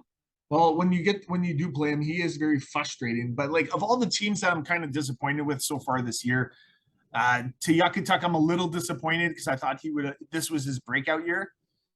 And Ekiel's the same thing, but Ekiel's been coming on a little bit more, so which is good. Sugar Valley, I'm very disappointed with them. Just not even so much with the record, it's the fact of his inactivity and that the fact that he's been playing up to par in the last couple seasons where he's actually been playing all his games, keeping up on pace. And then this year it's just been non-existent. Yeah. And like we always say, if you're busy, then just let us know. But he doesn't. He's always in Just Babes. I think his cock is always out and he's stroking it to Just Babes, waiting for the next pitcher to come in. Yeah, I like when I have to play him and I go to that channel to ask him if he wants to play. That gives me a little laugh. Well, at the end of the day, I just hope that I understand people have their life shit in the way and they're trying to like balance everything, but like I think everybody's in that same boat. So there's not really an excuse, I would say. It's like, and the thing is, Ekiel was fucking quiet for a while, and he's come in and passed Sugar Valley as well. Yeah, he seems to play in bunches. Yeah, and I think Einstein plays more like two at a time. Yeah, like he's like nickel and diming it, but like Lloyd, for an example, like he's been MIA for a while, but I found out that he's been in California for the last 2 weeks. Yeah, I think he's supposed to be coming in hot tomorrow. Yeah, or today. Maybe it was today. I don't even. Yeah, he says he has one more day with his buddy, and then he's coming back. So that would explain maybe his lack of gameplay. But to be honest, this is the first time in 5 seasons where I feel like I haven't really had to chase anybody or shameless, if anything, has been almost, I wouldn't say non-existent, but it's been very limited, which has been kind of nice because there was only, I think, who was in there? Like, I think they only had like 6. Lloyd was 12 games behind. Ken Stanya's past that. Ekiel's caught up. Collins caught up. LHX has already told me why. Same thing with Unholy. Einstein's way behind. Golfer Gibbs catched up. And MN Yoda, he's got an exception because he's new. So he's still learning. So that's really small in comparison to what we're at some points in the season where it's like 12 or 13 people. So I'm okay with that number right now. I would like people to start picking it up a little bit. We're moving in on the month 2, and like I've been sitting idle for 4 weeks. You're closing in. Like I'm trying to hold on and suckle for your last 2 games. Tickness is 2 games away from finishing. Like people want to finish the season and get the playoffs on. Yeah. Do you have any? I want to get my dick wet. Do you have any target for when you'd like the playoffs to start? I would like the playoffs to start by mid-October at the latest, because that's still giving everybody at least almost 4 weeks to get this shit done.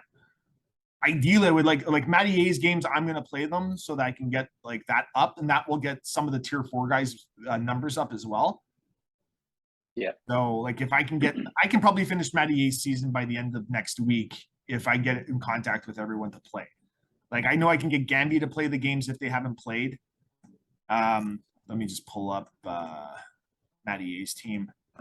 He's got Golfer Gibb. I could probably lock him down and get all 8. MN Yoda, I can just do like a practice mode with him. Comical wants to play. Can't stand Ekiel. Mr. Tex, I got 3 games left. And Caden is done. Yeah, so I can pretty much get everybody a hold of them. And they normally contact me pretty quickly. So if I can get on them to contact, then there's not going to be a problem getting the games in with them. Nice. Yeah, and I think the Minnesota guys, like I know Segathon was out, and I think Gaelic was having internet issues, and yeah, I think it was supposed to be resolved pretty soon. So, and I think Blair was doing something with Nostradamus and reading his scripture. Yeah. And Blair. So hopefully they're all around this weekend. Yeah, I think they're all going to be around. I think there's going to be a big push for games this weekend. I really hope so, because if we can get in, like, I think the number we're almost at 800 games, and there's still like 300 left. But I cut that into half, because when you look at like head-to-heads, like there's still like 150 games left to play in the next 4 weeks. It's doable. It's just getting everybody to fucking say, okay, lock down, play a couple games, and get this show moving. So, yeah. My next question: who do I have to petition to keep Sean Bell out of my division one of these years? Well, it would be based on the wheel, which you want. So I want him out of my division. Well, the wheel would determine whether he'd be in or out. I know. He follows me around like a shadow. Like I can't get rid of him. He's like herpes. I was surprised over in the queue. Even we're in season 3 in the queue, and in this is the first year I've been in a different division over there. Even so, it's been like 7 straight years. I can't get away from the guy. You've had to deal with his shadow. Yeah. Well, like the thing maybe I'll do. I'm just kidding, dude. You don't have to do. I'm just joking. I'll put it this way. I plan on. I'm gonna beat him this year anyway, so it doesn't matter. Well, not only that, you let Mr. Tex have a bite at him.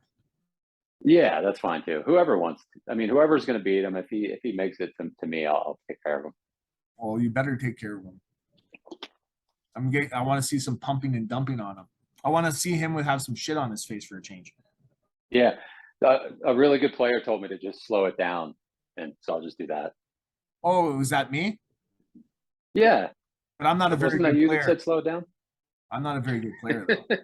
Well, you're the one that knows how to beat him, so I'm gonna go with that. I can beat Bell. I'm not worried about it. I just think I panic. And the thing is that as long as Gamby's made a good point about it, where slowing things down makes people chase, and then that's where the mistakes happen. Bell and Colin are cut from a different fleece where even if they chase, they are still in good position to back check. But Segathon does Segathon probably does it better than anybody of playing it slow. But then he down B's you, the fucker. Yeah. So yeah, I really don't know. Like, I don't know. It's maybe just the timing of the day. I maybe have to get Sean when he's been on a bender or something like that and playing him, or maybe he just plays better when he's drunk. Maybe I should send him some law documents and tell him, okay, you have to play me while you're doing your law stuff. So, yeah, that's actually a good question. I don't know if he like me and Nipples are the opposite. You know, I get better, he gets worse. I'm curious to know what the ratio in the league is that plays better on some sort of substance versus sober. Like, am I the only one that plays better? I actually think Gaelic Gopher plays lights out when he has the right combination. Yeah, no, I forgot about Gaelic. Yeah, he falls into that mix somehow. Yeah, I think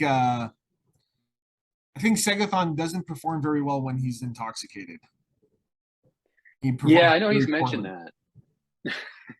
I played him at Segathon and he was playing quite poorly when I played him. And he was, I don't know if he was intoxicated, inebriated, or just downright fucked up. So, and I beat him. Hey, not to jump topics, because you went to that and played in person.